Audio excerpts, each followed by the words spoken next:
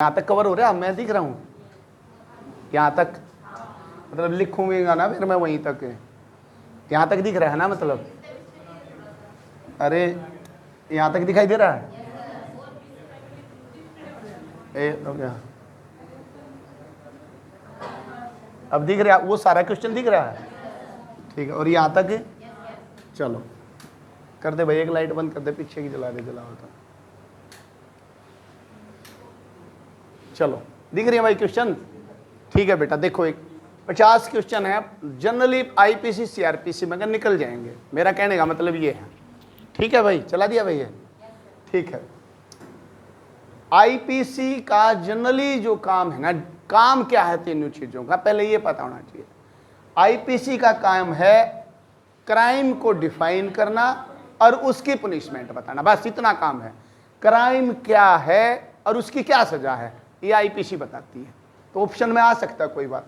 एक चीज आएगी सीआरपीसी, पी का मतलब है प्रोसीजर। अब ये क्राइम भी हो गया, पनिशमेंट भी पता लग गया, अब उस सजा को दिलाने के लिए प्रोसीजर क्या होगा, पुलिस क्या काम करेगी, कोर्ट क्या काम करेगी, ये सारी चीज कहां बताई गई है? सीआरपीसी में बताई गई है। ठीक है, सीआरपीसी में। और एक होता है इंडियन एविडेंस एक्ट जो 1872 में आया, इसका काम आईपीसी ने डिफाइन कर दी क्राइम, इसने बता दिया प्रोसीजर।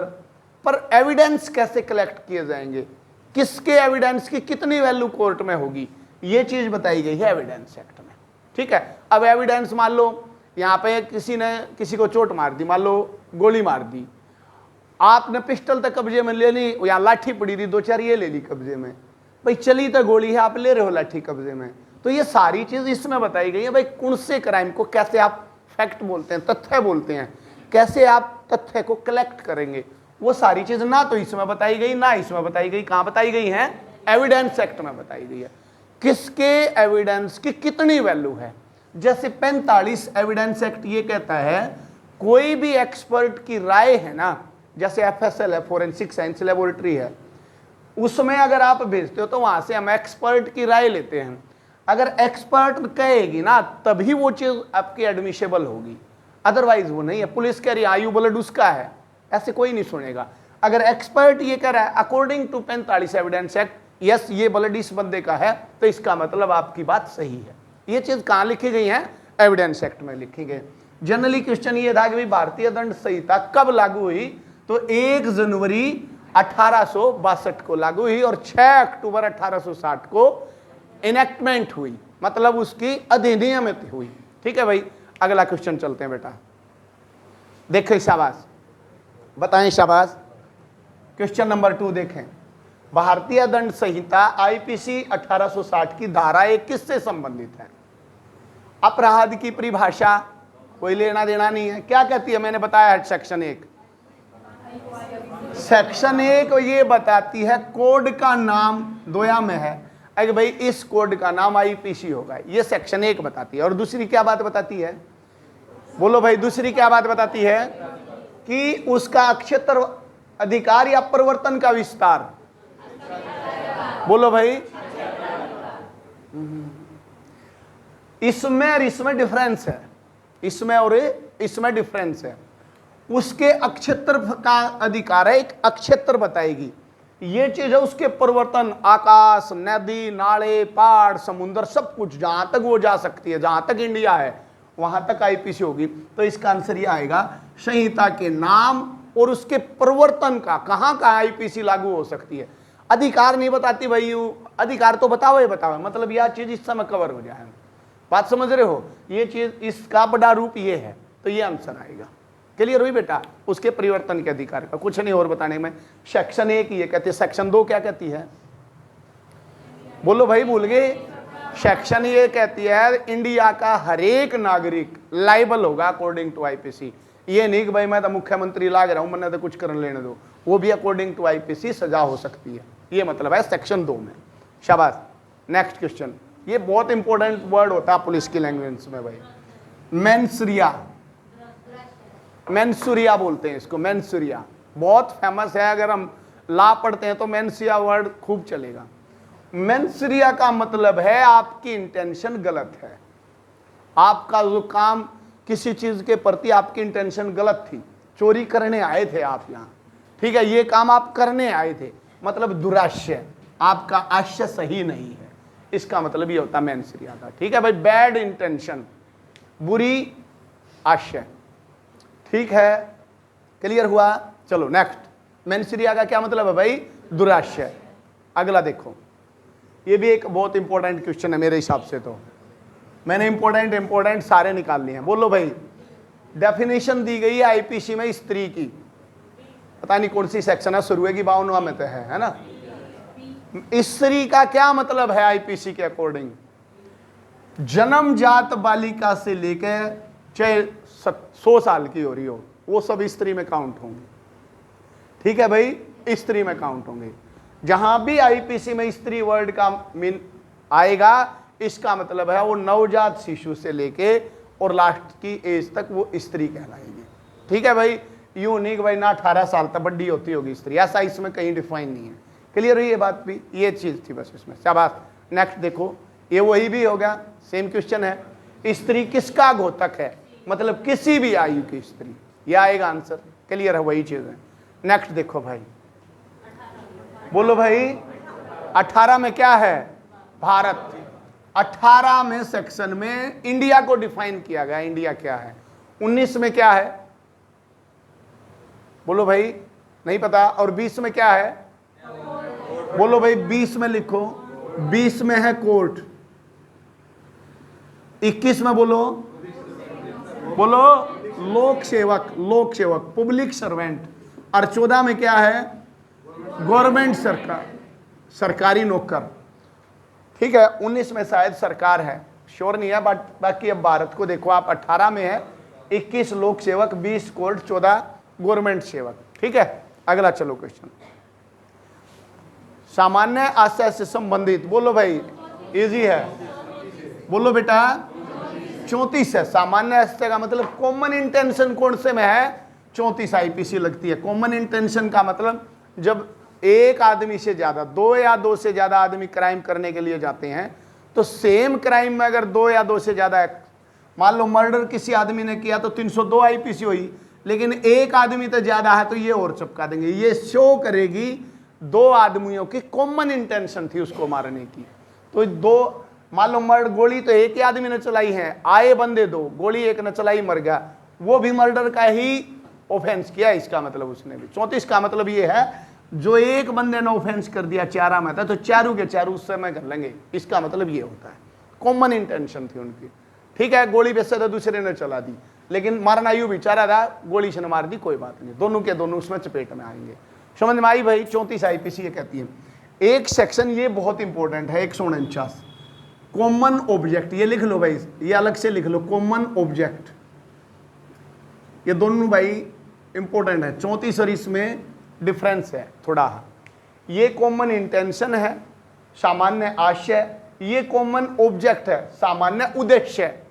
हिंदी में बोलते हैं सामान्य उद्देश्य।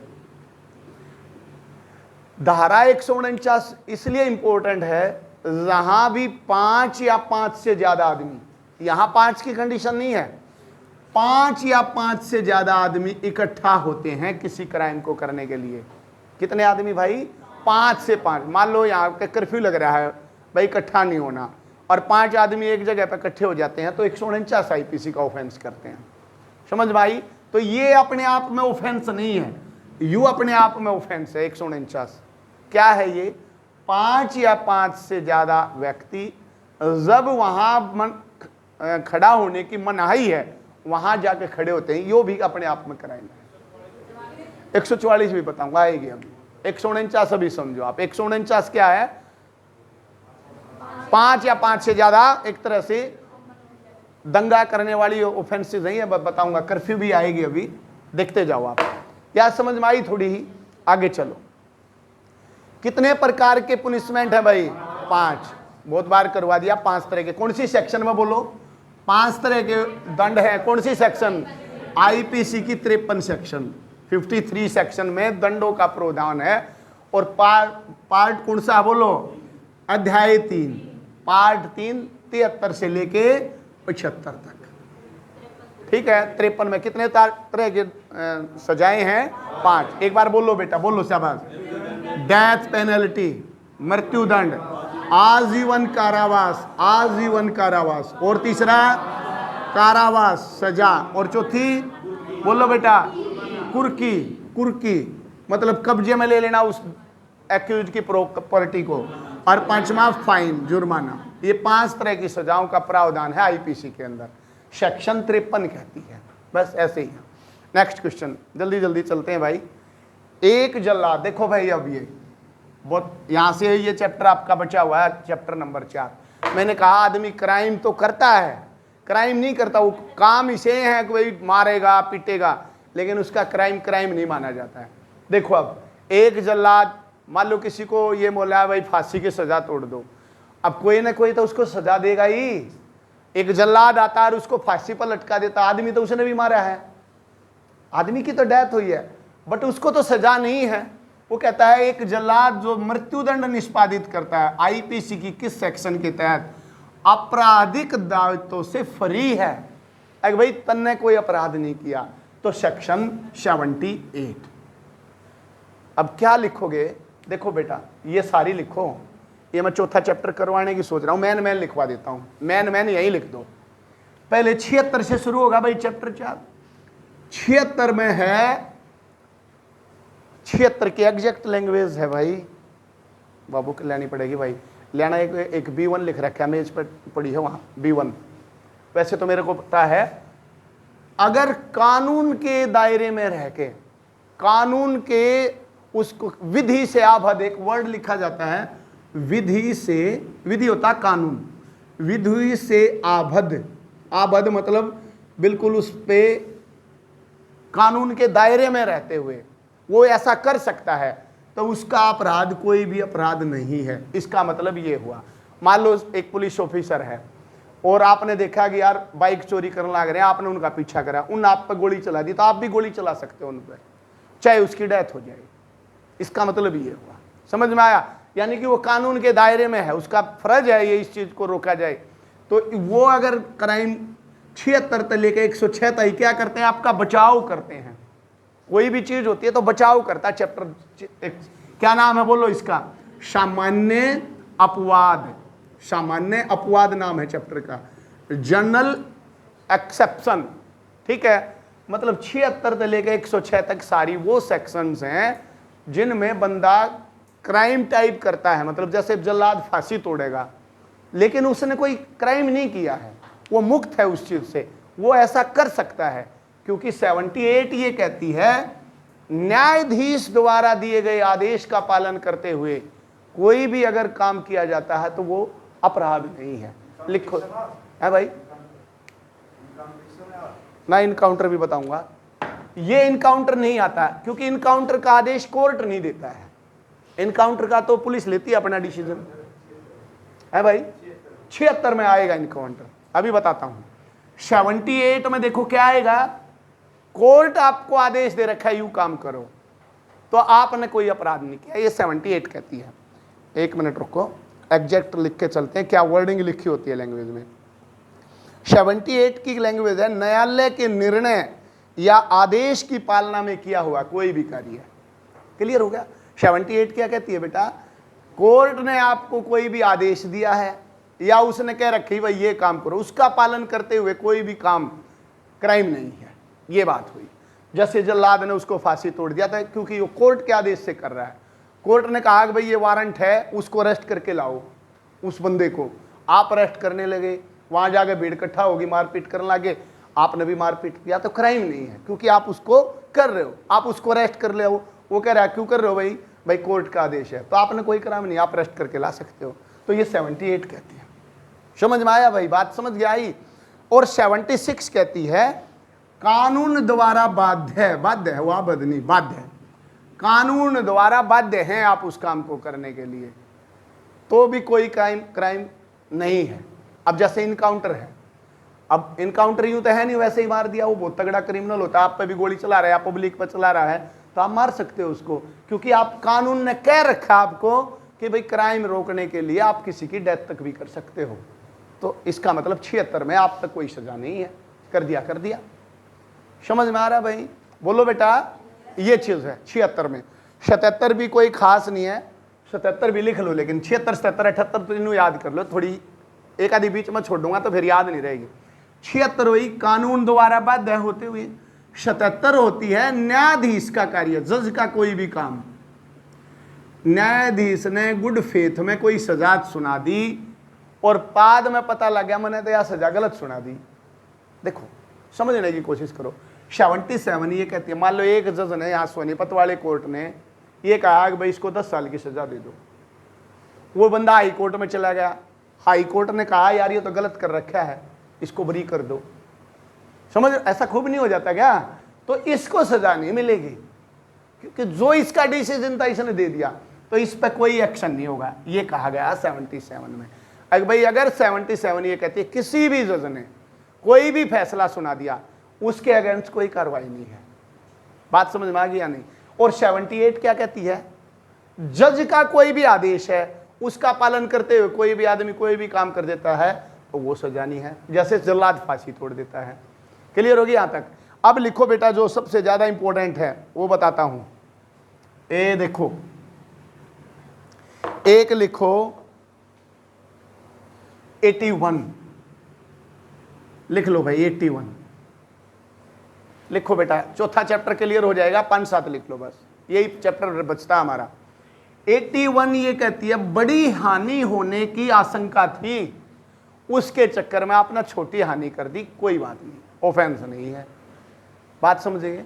बहुत बड़ा खतरा था उस काम को करने में, उसको बचाने के चक्कर में आपने छोटा खतरा मोल ले लिया तो हाँ नुकसान नहीं है।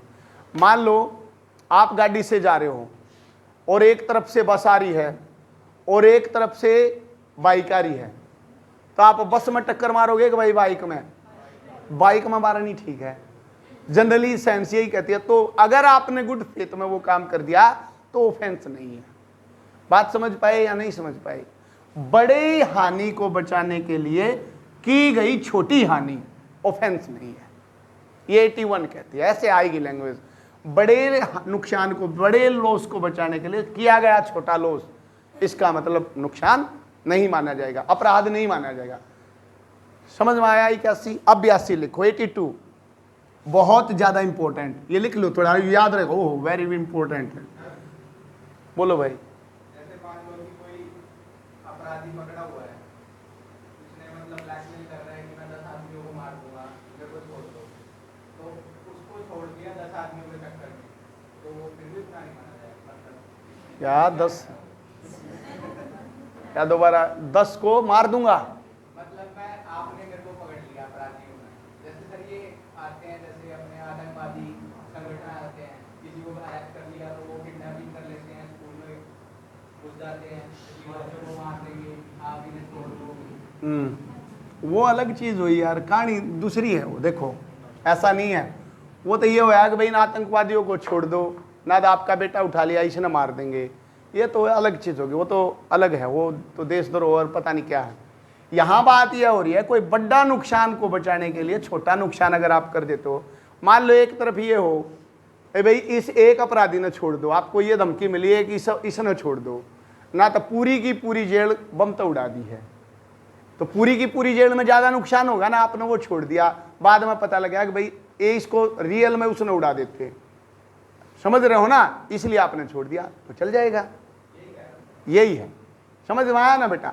मतलब बड़े नुकसान न बचा के किया गया छोटा नुकसान अपराध नहीं है, यही 81 कहता है। अब लिखो बेटा 82 और यहां लिख लो वेरी इंपॉर्टेंट, यहां से वेरी वेरी इंपॉर्टेंट। अगर अपराध 7 साल से कम उम्र के बच्चे ने किया है, इवन या मर्डर भी कर दिया, तो वो ऑफेंस नहीं है, ये आईपीसी कहती है। बहुत इंपॉर्टेंट चीज है बेटा ये, इसलिए आपको ये पता लगेगा सारी सेक्शनों में। अगर तुम्हारे से गलती से कोई क्राइम हो भी जाए तो कहां कहां बच सकते हो, किसका नाम लोगे? 7 साल तक छोटे बच्चे ने कर दिया भाई ये काम, तो उसका ऑफेंस नहीं है, कर दिया। इसमें ली जाती है प्ली।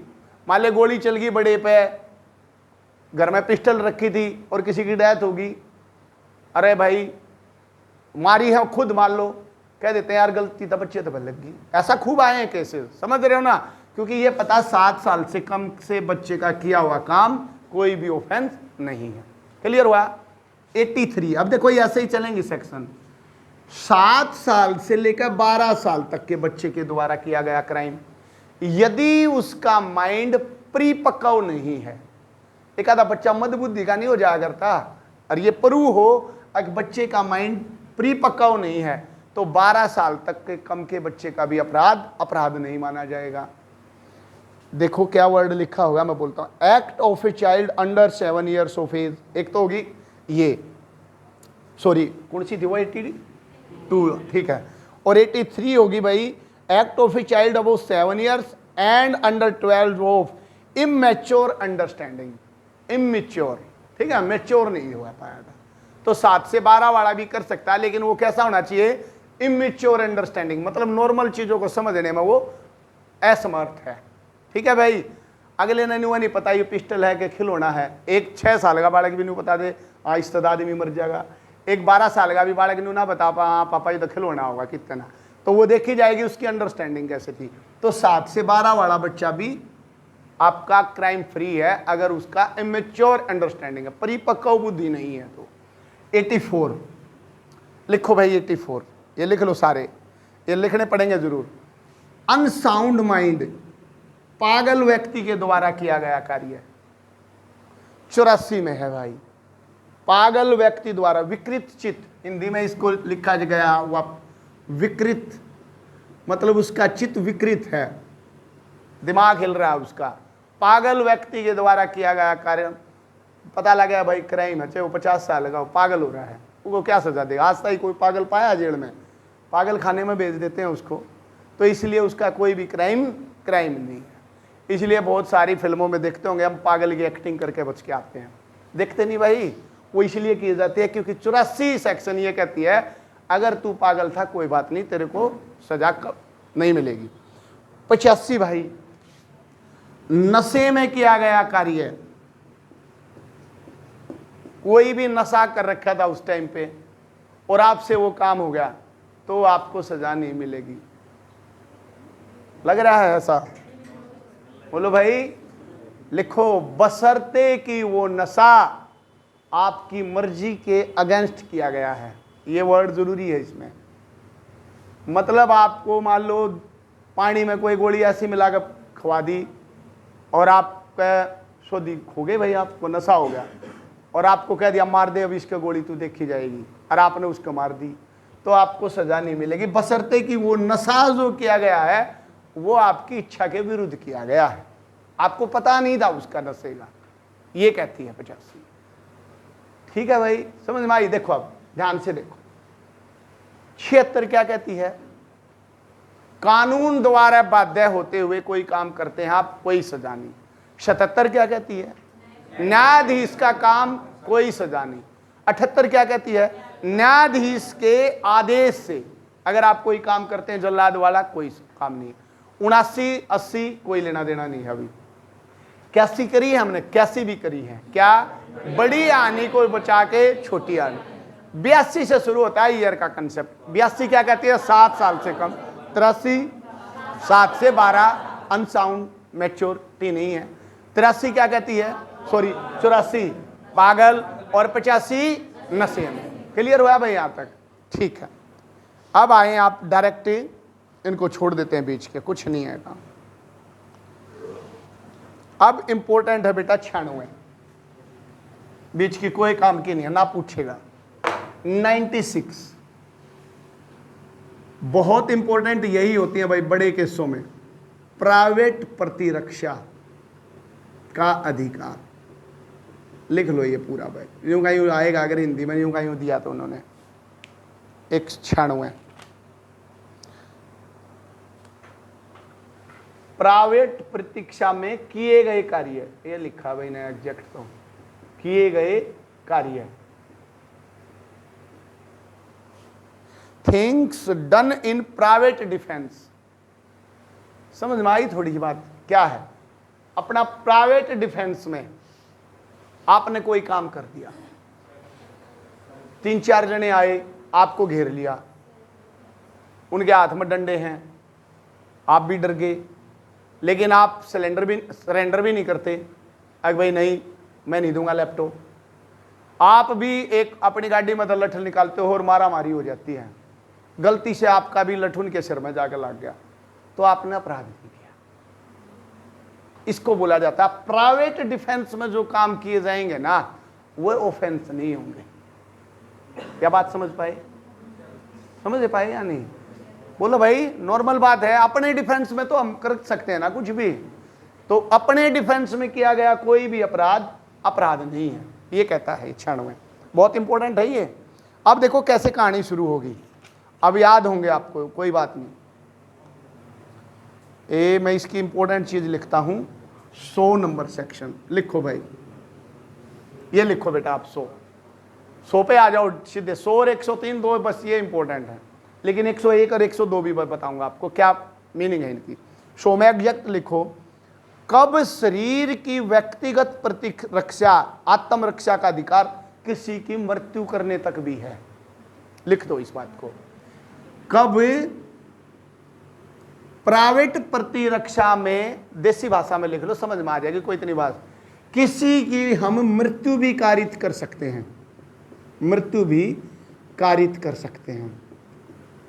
इसका मतलब ये हुआ, इंग्लिश में बोलता हूं, इन्हें लिखा है, when the right of private defense of the body extend to causing death। अपनी प्राइवेट प्रतिरक्षा में कब हम दूसरे आदमी की जान तक भी ले सकते हैं। कैसा क्राइम होगा, बोलो एक आधा, कब? शाबाश। और लिखो भाई, अगर आपका मर्डर करने आए हैं और आपको पता लग गया मेरे को मारने आ रहे हैं, आप पर गोली चला दी ताबड़तोड़, आपने भी भीतर तो सही निशाना मारा, अगला ही मर गया। ठीक है भाई, फिल्मों में देखा है, कभी सजा हुई हम तय नहीं होती। तो इसका मतलब प्राइवेट प्रतिरक्षा में आप मृत्यु तक भी कर सकते हो यदि अगला कोई भी हीनियस क्राइम करने आया है, और इवन के घर में चोरी भी करने आया है ना, तो आप बंदे की मृत्यु तक भी कर सकते हो। समझ में आई भाई बात? देखो इसमें डिफाइन तो छोड़ इतनी दूर तक क्या जाना है, बस ये बात याद कर लो। 100 नंबर सेक्शन ये कहती है कब आप अपनी, अभी देखो चोरी इसमें नहीं है, ये बॉडी ऑफेंस की बात कर रहा है। चोरी क्या है? प्रॉपर्टी ऑफेंस है। बॉडी ऑफेंस का मतलब है मर्डर, किडनैपिंग, रेप, इस तरह के जो भी ऑफेंस हैं अपने शरीर के अगेंस्ट जो हैं, उनके में आप अंडर ये कहती है आप मर्डर तक भी कर सकते हो। समझ में आई? हीनियस क्राइम सारे के सारे, ये नहीं आगे लेना थप्पड़ मारे और मैं मारूंगा गोली, ऐसा नहीं है, मतलब हीनियस क्राइम। ठीक है, डिफाइन इसमें किए गए हैं वो कौन कौन से हैं, बट छोड़ो। अब देखो 101 में विचलना क्यों नहीं, मैं ये कह रहा हूं 101 की ये कहती है कब आप अपनी प्राइवेट प्रतिरक्षा में अगले का चोट पहुंचा सकते हो। यहां तो मौत कर सकते हो आप, यहां आप चोट पहुंचा सकते हो, तो इस तरह जो कम नेचर के होंगे उसमें चोट पहुंचा सकते हैं। अब इतनी डिटेल में हमें ला थोड़ी ना पड़ना, डिटेल में नहीं बताना है कब मार सकते हैं और कब हम चोट पहुंचा सकते हैं। आगे लेना मान ले थप्पड़म थपड़ा करे तो आप भी अपने डिफेंस में थप्पड़ मार सकते हो, अगला अगर लठ मार सकता है तो आप भी लठ मार सकते हो। ये नहीं कि अगला तो मार लग रहा गुस्से मुक्के आप गोली चला दो, ये नहीं है इसमें। बात समझ में आई?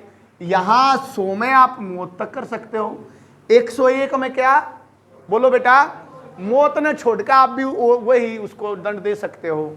और 102 बहुत ज्यादा इंटरेस्टिंग, कब तक प्राइवेट प्रतिरक्षा का अधिकार बना रहेगा, ये लिख लो भाई, एग्जैक्ट बोलता हूं, शरीर की व्यक्तिगत आत्मरक्षा के अधिकार का आरंभ, स्टार्टिंग एंड बना रहना कब तक रहेगा, अभी समझाऊंगा। हम भी बहुत हंसते थे इसमें जब वहां पे पढ़ाने आते हैं, पीपी बोलते हैं उनको, पब्लिक प्रोसिक्यूटर पढ़ाने आते हैं सब इंस्पेक्टर को, तो थोड़ा इंटरेस्टिंग होती थी वो, थोड़ा और एग्जाम्पल देते हैं। मैं तुम्हें एग्जाम्पल तो दे दूंगा बहुत सारे, लेकिन हमारे पास इतना टाइम थोड़े ना, हमने तो पेपर क्रैक करना है। वहाँ तो वही अपने बैठे तड़के दिलेगा सांस भाई सुने हैं, बढ़िया कुर्सी पिच रही है, चाय कॉफी आती है पीपी ताई, आड़ा गड़ा बैठ लेगा, मैं तो सुनाऊंगा तो वो तो आराम से सुनाए ना, हाँ भाई ये होता है ये होता है, लो भाई सुने जाओ।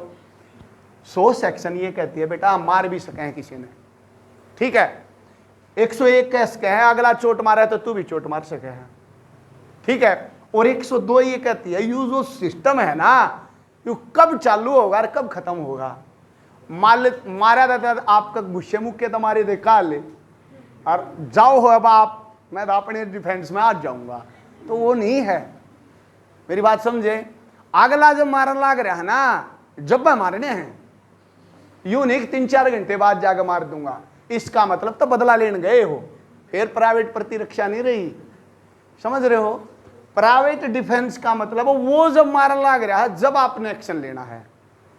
मेरी बात समझे। यूं नहीं कि भाई काल यू मेरा मार के गया था आज मैं मार खाऊंगा, तो फिर न्यू कब है ना आदमी, मैंने तो जी 102 का लाभ लिया है। तो ये 102 ये कहता है जब इंसिडेंट हो रहा है, जब तक आपका प्राइवेट प्रतिरक्षा का अधिकार है, इंसिडेंट खत्म होया, आप मौके तक गए तो वो भी खत्म। फिर बात समझ गए। अगला कितना ही कूट गया हो और आप घर चले गए तो ये नहीं मेरा अभी ये चालू रह रहा, फिर आप पुलिस के पास जाओ। समझ में आ गई भाई। अरे बात बताओ। तो 102 ये कहती है, देखो अब 100, 101, 102, अब सेम यही चीज यहां है। 103, 104, 105, समझ रहे हो। 103, 104, 105 लिखना। अब 103 ये कहेगी कब आप अपनी प्रॉपर्टी की रक्षा के लिए किसी की मृत्यु तक कर सकते हो। ये तो बॉडी की रक्षा के लिए था, यहां क्या है, प्रॉपर्टी की रक्षा के लिए किसी की डेथ तक भी कर सकते हो। कोई लूट करना चाह रहा है आपके साथ, डकैती डाल रहा है घर में, उसका चोरी करना चाह रहा है, तो आप उसकी डेथ तक भी कर सकते हो। अलग अलग कंडीशन है, ठीक है। ग्रीवेंस देखी जाएगी। चोरी घर में घुसने का मतलब ये नहीं है अगर आपका चलो मोबाइल उठाया मेज पे थे और चुपचाप लेकर चला गया और आपने तान दी उस पर पिस्टल, ऐसा नहीं है। आपने कहा भाई मेरा मोबाइल मत लेकर जा, वो कह रहा मैं तो लेकर जाऊंगा, मारा होगे। कति मरण मारने पर बात आली, जब मारना है। समझ रहे हो बात को। यूं नहीं कि भाई मैंने देख लिया मोबाइल ले गया और पीछे से गोली चला दी, ऐसा नहीं है। वो देखी जाएगी ग्रीवेंस उस चीज की। समझ में आ रही है बात। तो ये प्रॉपर्टी के अगेंस्ट अपराध में कब आप किसी की मृत्यु, कारित वर्ड लिखा जाता है, कारित कर सकते हैं भाई। क्या दोबारा बताओ। चोरी होने के ना चोरी जब करने लग रहा है, मैं कह रहा हूं अभी लिखा है इसमें सेक्शन मागली में, आपका हर एक चीज का रक्षा तभी कर सकते हो जब वो क्राइम होने लग रहा है। ये नहीं कि भाई बेरा ला गया 1 हफ्ता पहले ले गया था और आगे वहां जाकर मारे भाई तूने कर रखा मैं तो मार सकूं तेने, ऐसा नहीं है बेटा। प्राइवेट प्रतिरक्षा, प्राइवेट डिफेंस मतलब उस टाइम पर जब चीज हुआ, इंसिडेंट जब हो रहा है उसी टाइम। 104 कहती है मृत्यु से भिन्न कब चोट मार सकते हो, मौत न छोड़ के कोई भी चोट यहां पहुंचा सकते 104 में, प्रॉपर्टी की रक्षा के लिए। और 105 कहता है बेटा कब तक चालू, कब तक बना रहेगा। वही बात लिख रही कि भाई जब तक अगला चोरी चारी कर लग रहा जब तक कर लो जो कुछ कर रहा। एक बार घर तक बाहर लकड़ कर चला गया तो चला गया, फिर नहीं वहां जाकर मारूंगा उसके घर पे। 105 कहता है, ठीक है भाई। और 106 ज्यादा इंपॉर्टेंट नहीं है बट यहां 100 खत्म होता है, इसको भी लिख लो। कोई भी घातक हमला हो रहा है और इसमें कोई निर्दोष व्यक्ति भी मारा जाए तो क्राइम नहीं है। होता नहीं कई बार, मान लो अभी किसान आंदोलन हो रहा है, ऐसा थोड़ी ना है कि भाई वहां सारे क्रिमिनल थोड़ी ना होता, कोई निर्दोष भी तो हैं। कई ऐसे होते हैं जो क्रिमिनल एक्टिविटीज करते हैं जानबूझ के, तो उनकी बजाय अब गोली चली तो मारा गया कोई बेचारा निर्दोष जो वहां के जा भी रहा था। अब इतनी हिंसक होगी भीड़, अब भाई मारा हो गया सब कुछ, गोली चल रही है, लठ चल रहे हैं और एक आदमी ऊंचा रहा है उसमें निकलने लग रहा और गोली उसका जाके लग गई, तो इसका मतलब अपराध नहीं हुआ, क्योंकि उस चीज को कंट्रोल करने के लिए आपसे वो ऑफेंस हुआ, आप उसको मारना नहीं चाहते थे। तो यहां है प्राणघातक हमले के दौरान हुई किसी भी निर्दोष व्यक्ति की मृत्यु आपके द्वारा अपराध नहीं है। ये 106 कहती है। ये है भाई हमारा चैप्टर नंबर 4 की मेन सेक्शन जो आपका बचाव करती है। और भी है बाकी, वो काम की नहीं है, मेरे हिसाब से ये इंपॉर्टेंट है। एक बार फिर रिवाइज कर देता हूं, लास्ट से चलते हैं, शुरू में आते हैं। 106 क्या कहती है भाई, कोई भी निर्दोष आदमी मर गया, ठीक है, 103 तक लेकर 5 और 100 तक लेकर 103 ऐसे याद करनी है। 100 पूरी याद होगी, 100 तक क्या कर सकते हो अपनी बॉडी की रक्षा के लिए, आप किसी की मौत तक भी कर सकते हो। 101 क्या कहती है, मौत न छोड़कर और चोट पहुंचा सकते हो। और 102 क्या कहती है, कब चालू होगा कब खत्म होगा। और 103 फिर क्या कहेगी, प्रॉपर्टी की रक्षा के लिए मृत्यु कर सकते हो।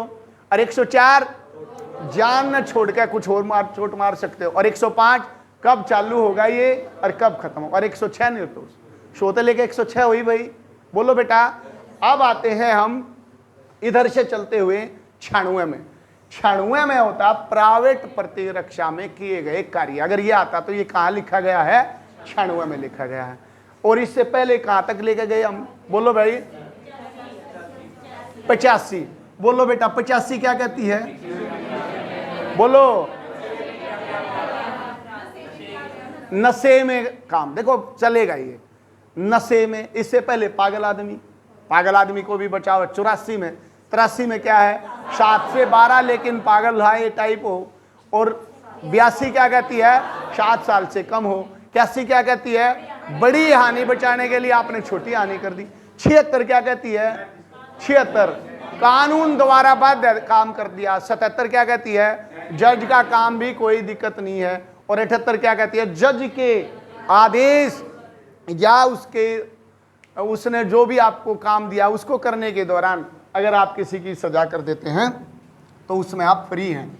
और यही कहा गया है, एक जल्लाद जो मृत्युदंड दे देता है उसको कौन से में 2 से मुक्त है, धारा 78। क्लियर होया भाई, कर लोगे बेटा। अब आगे क्वेश्चन पे आ जाओ, बहुत हो गया चौथा चैप्टर। बोलो बेटा, बहुत ज्यादा इंपॉर्टेंट क्वेश्चन, बोलो याद करो भाई दोनों। बोलो भाई 120B क्रिमिनल कॉन्स्पिरेसी, आपराधिक षड्यंत्र। बहुत तगड़ा षड्यंत्र रच रखा है, कहते नहीं तो 120A में डेफिनेशन है। ये डेफिनेशन आ रही थी भाई पिछली बार के पेपर में। आपराधिक षड्यंत्र की परिभाषा कौन से में है, 120A में। और सजा किस में है, 120B में। क्लियर है, याद हो गया भाई। 124 होती है, ये राजद्रोह है, देशद्रोह की सेक्शन है यहाँ के बाद। याद रखना 121 से लेकर 129 तक देशद्रोह की बात करेंगी, ये दिमाग में रहनी चाहिए। ठीक है भाई। देखो षड्यंत्र शुरू हो गया 120 तक, देश के खिलाफ जितने भी सेक्शन है अब 121 से शुरू हो जाएंगी। थोड़ा ध्यान में रहना चाहिए, कितना तुक्का ना मारना पड़े। ठीक है, चलो अगला क्वेश्चन। आपराधिक षड्यंत्र किस में है भाई, 120A में डेफिनेशन, B में पनिशमेंट। शाबाश, बोलो भाई। विधि विरुद्ध जमाओ, अनलॉफुल असेंबली। कम से कम कितने आदमी आवश्यक होते हैं, 5 होते हैं भाई। विधि विरुद्ध जमाओ सेक्शन 149 IPC, अभी बताया था वही। अनलॉफुल असेंबली है वो, ठीक है। कॉमन उद्देश्य, ये वही बात कर रहा है। ठीक है, अनलॉफुल असेंबली 5। देखो ये रहा, सामान्य उद्देश्य को अगर सर करने के लिए वही बात दे दिया। कॉमन ऑब्जेक्ट, सामान्य उद्देश्य 149 IPC, कितने होने चाहिए, 5। इस तरह से क्वेश्चन पूछे गए हैं। ये देखो भाई, राष्ट्रीय अखंडता पर प्रतिकूल प्रभाव डालने वाले लांछन प्रांकन उपक्रम IPC की किस धारा में किया गया है, बोलो, है कोई आइडिया। 153A, 153। अगर हमारे देश के प्रति कोई भी गलत इल्जाम लगा देता है या कोई बात करता है देश के प्रति तो वो 153 में भी है। 153A षड्यंत्र देश के खिलाफ 121 से शुरू हो जाता है। यहाँ कुछ भी लांछन लगाता हमारी अखंडता पे तो वो 153A है। ठीक है, 153A याद कर लेना, ये भी इंपॉर्टेंट सा है। ये देखो भाई, दंगे हो गए भाई, सुना है तो 159 में परिभाषा है, 159 में परिभाषा है। और 159 में, एक मिनट देख लेते हैं, सजा 60 में ही है, 60 में सजा है भाई। 159 में परिभाषा है और 160 में सजा है। दोनों याद कर लो भाई, ये भी इंपॉर्टेंट है। दंगे, अब बताता हूं मैं 144 क्या होती है भाई, थोड़ा याद आ गया फिर भूल भी जाएंगे। कर्फ्यू क्या होता है, ठीक है। दंगा कहाँ डिफाइन है, 159 में। और इसकी सजा कहां बेटा? 100। दंगे का कर्फ्यू से कोई लेना देना नहीं है, कर्फ्यू अलग चीज है।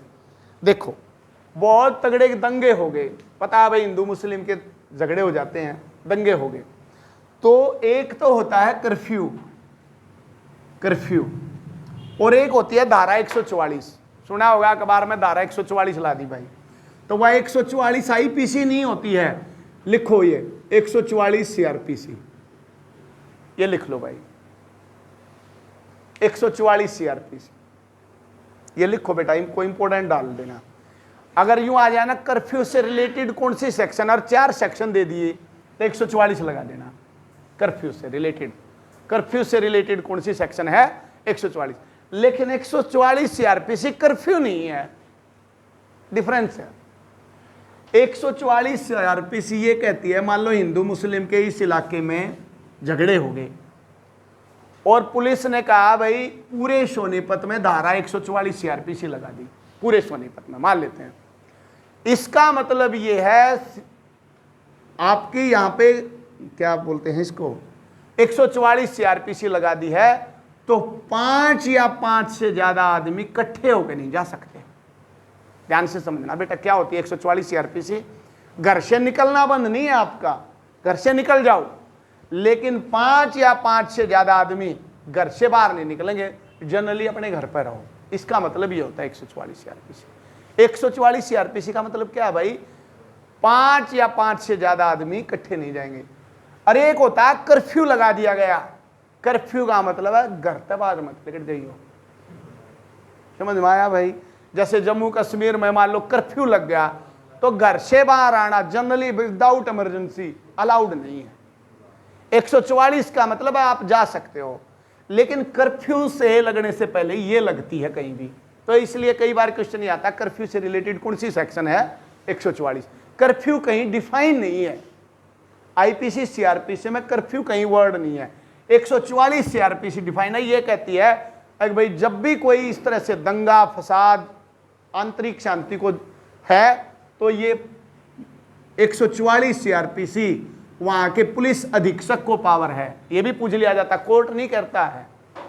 ठीक भाई, रुको रुको रुको, 144 सीआरपीसी फर्स्ट क्लास मजिस्ट्रेट लगाता है, ठीक है, पुलिस तो उसको फॉलो करती है। 144 सीआरपीसी जो है वो ये कहती है भाई बाहर मत निकलो, कई जने इकट्ठे हो गए। समझ में आया भाई? और कर्फ्यू क्या होता है? जहां हो वहीं पे, बिल्कुल रोड पे कोई नहीं आएगा, सन्नाटा छा जाता है बिल्कुल। ठीक है भाई, इसका मतलब ये होता है। क्लियर हुई बेटा? दंगा कौन सी में है?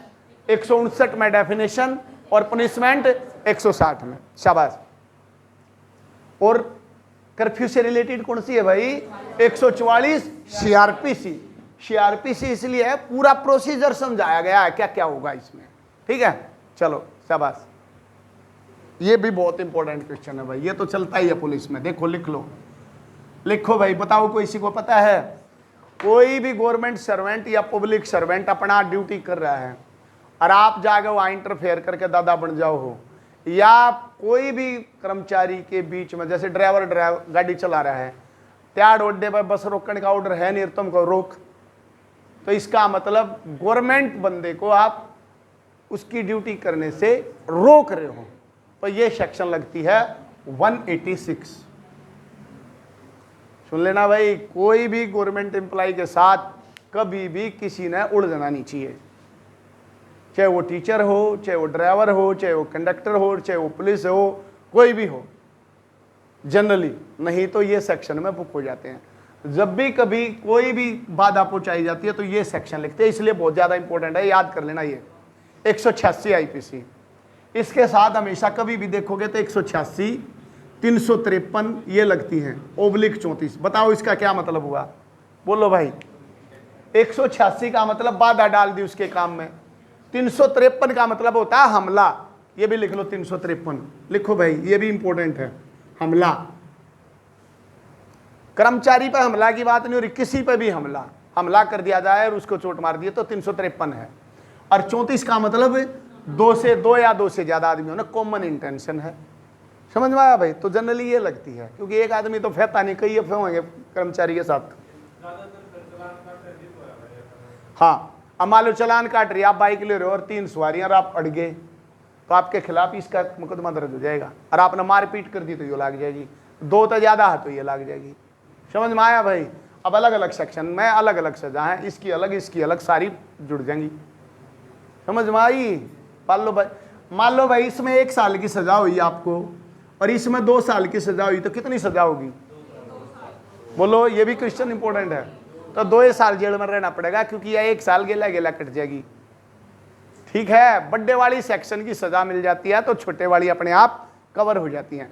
लेकिन कई बार जज डिसीजन में ये लिख दे या सजा अलग काटेगा या अलग काटेगा, तो 3 भी हो जाती हैं। ठीक है, ये लिखा गया कई योगी में, या तो थोड़ी वही सजा, तो उन्हें दोनों आज अलग अलग कर दी। ठीक है भाई, लेकिन जनरली क्या होता है, या इसके साथ कट जाती है। क्लियर हो रही है? देखो अब 186 क्या होती है, किसी भी पब्लिक सर्वेंट के बीच में काम में बाधा डालना, जब वो अपने काम को सही तरीके से कर रहा है। 186। 353 का मतलब हमला। अरे एक और लिखो बेटा यहां, 354, महिला के साथ छेड़खानी। हमला एक तरह से हमला ही है, छेड़खानी। ठीक है, लेकिन वो छेड़खानी वर्ड दे दिया, लेकिन छेड़खानी वर्ड नहीं है कहीं भी आईपीसी में। महिला की लज्जा को भंग करने के लिए किया गया हमला, ये वर्ड लिखा गया। लज्जा भंग करना, ये भी लिख दो भाई, यहाँ ये वर्ड लिखा है लज्जा। देखो मैं एग्जैक्ट भी बताता हूँ, इतने दिन हो गया मैंने भी पढ़े। ये स्त्री की लज्जा भंग करने के आशय से या उस पर हमला या आपराधिक बल का प्रयोग, ये लिखा गया। असोल्ट और criminal force to women with intent to outrage her modesty, English में वर्ड है ये, आउटरेज, भंग करना, हर मोडेस्टी, मोडेस्टी, किसी भी स्त्री की लज्जा को भंग करने के लिए उस पर किया गया हमला। कहाँ है भाई? 354 इसमें। ठीक है, और एक और सेक्शन बड़ी हाईलाइट हुई थी जब मैं तिमारपुर पुलिस स्टेशन में था, 354D। इसकी 4 सेक्शन है, A, B, C, D, अलग अलग हैं। डी है किसी भी लड़की का पीछा करना, ये बड़ी हाईलाइट हुई थी। दिल्ली यूनिवर्सिटी में बहुत ज़्यादा केस रजिस्टर हुए थे उस टाइम पे, जब वो कौन सी कांड था, वो कौन सी थी, वो क्या नाम था वो लड़की का जो हाईलाइट, निर्भया कांड। उस टाइम पर बहुत मुकदमे, उस टाइम पर था हस्बैंड वाइफ का भी झगड़ा हो गया ना, तो हस्बैंड जेल में गया है। ठीक है भाई, ऐसा हुआ है। पहले जब नॉर्मल ऐसा होता था, चल कोई बात ना, रसूल डाली हो, और उस टाइम पर लड़की ने, लेडीज ने, किसी ने भी कोई भी कॉल कर दी, सीधा जेल। ठीक है, पता नहीं कितने, अरे बोले मारा अपना झगड़ा भाई, कॉल हुई है 100 नंबर की। फिर लेडीज कहती ना जी कोई बात ना, कोई बात नहीं। आप कोई बात नहीं है, कॉल होगी तो अंदर जाएगा। पति पत्नी के झगड़े होने बंद हो गए थे रियल में उस टाइम पे, क्योंकि क्या होती थी, कॉल पे एक्शन था। कोई भी लेडीज कॉल करे एक्शन होगा। तब क्या होता है दिल्ली में ना, बहुत सारी लेडीज हुआ कॉल करते हैं, आ जाएगी पुलिस, दिन धमका जाएगी, धमका जाएगी, बस ऐसे कॉल कर देते हैं, पुलिस आओगी, इसका 2 मार जाएगी, धमका जाएगी। और उस टाइम पे क्या होने लग गया, पुलिस आई बंद। ठीक है, कति ये हो गया था, मतलब बंद करना ही करना। 751 होता है, 107-51 CRPC लिखो भाई, 107-51 CRPC। यदि पुलिस को ये लगता है कि शांति भंग होगी, उसके बचाव के लिए किसी व्यक्ति को बुक कर सकती है 107/151 CRPC। इसका मतलब ये है, मतलब ये लगा कि भाई यहाँ इस स्थान पे, वैसे तो जनरली ये कहते हैं पब्लिक प्लेस पे शांति को भंग करना। जैसे यहाँ झगड़ा हो रहा 2-3 दोस्तों का, सारा ना पुलिस ले जाएगी, 1-2 दिन तक इस समय बंद हुआ है, इसमें 1-2 दिन तक ही बंद हुआ है, ज़्यादा नहीं है, 14 दिन तक मैक्सिमम बंद हो उसके है, कोई भी ना जाओ तो लेन, नहीं तो अगले दिन छुटका आ जाएगा। लेकिन एक रात जेल में गिरने का सबसे, पुलिस के पास सबसे बड़ा हथियार होता है 107-51। चाहे अगला झगड़ रहा हो चाहे ना झगड़ रहा हो, कहानी बनाएगी, झगड़ रहे थे बंद कर दिए। समझ रहे हो भाई, पुलिस का सबसे बड़ा हथियार, लिख लो याद रह जाएगा, 107/151 CRPC पुलिस का सबसे बड़ा हथियार है ये। कहते नहीं बिना बात बंद कर दिए, तो बिना बात बंद इसी में होते हैं अंजलि, 107-151 CRPC। तो अब क्या हुआ, ये है तो पब्लिक प्लेस पे, अब पति पत्नी का झगड़ा भाई पब्लिक प्लेस पे कैसे हो गया? तो पुलिस क्या स्टोरी बनाती है, घर के बाहर आ रहे थे दोनों और झगड़ा हो रहा था बहुत तेज तेज, एक दूसरे ने गालम गाल, इसका अगर इसको बंद ना किया जाता तो लोगों की शांति भंग हो रही थी, ये वर्ड लिखा जाता है। इसलिए मैं कह रहा हूं, पति, रियलिटी बता रहा हूं, झगड़े खत्म हो गए थे पति पत्नी के, कॉल तो आनी बंद होगी थी, झगड़े तो न्यू हो रहे होंगे, पर कॉल आनी बंद होगी। ठीक है, सब ना पता लग गया था बंद होंगे। ठीक है भाई, तो 107 CRPC। चलो बेटा 186 याद हो जाएगी भाई, अब याद तो तुम नहीं करनी है भैया, 2-3 बार रिवाइज करनी पड़ेगी। 186 कहती है पब्लिक सर्वेंट के बीच में बाधा डालना। 353 कहती है हमला। 354 कहती है औरत की लज्जा भंग करना। ठीक है, चलो शाबाश, मैन सारी सेक्शन हो जाएंगी। बहुत इंपॉर्टेंट क्वेश्चन भाई, मिथ्या साक्ष्य देना, फॉल्स एविडेंस देना, झूठी गवाही देना, ये है वो। ठीक है भाई, बोलो, पता है कोई से को है भाई? ये मेरा भी भूल गया, अभी बताता हूं। झूठे साक्ष्य देना, बोलो भाई। 181 तो है नहीं, 82 91 देखने दो। ओ भाई 91 में नहीं, एक बार IPC की किताब ले रखा गया, लेगा मोटी ही है जो है IPC लिख रखा। इसमें कौन कौन सी है? 182 तो है, झूठी इत्तला देना होता है। 181 में 182 भी लिख लो भाई, ये भी झूठी इंफॉर्मेशन देना, ये भी बहुत इंपॉर्टेंट है पुलिस के लिए। झूठी सूचना देना, मान लो मैं कहता हूं भाई यहाँ इस इंटरनेशनल स्कूल में कॉल कर दी रात ने, किसी ने अगबम धरा है जी इसकी छात पे। ठीक है, देखा यहाँ कुछ है नहीं, उन्हें मजा लेने तय कर दिया, तो आप इसमें बुक हो जाओगे धारा 182 में, झूठी सूचना देना पुलिस को।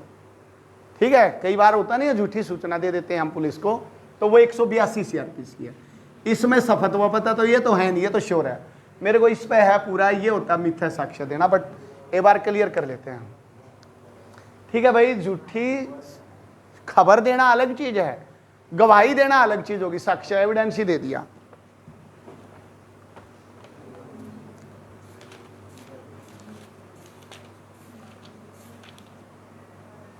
गिविंग फॉल्स एविडेंस 191 यही है भाई, गिविंग फॉल्स एविडेंस, झूठी साक्ष्य पेश कर देना।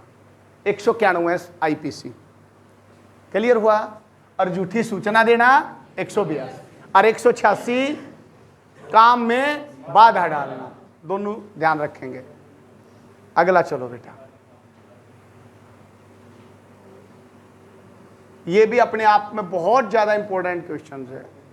कभी भी जिस बच्ची के साथ रेप वाली घटना हुई है, न्यूज़पेपर में, किसी टीवी में आपने देखा होगा, उसका बाई नेम सही नहीं आता है, हमेशा उसका नाम बदला हुआ नाम लिख भी देते हैं ब्रैकेट में, बदला हुआ नाम।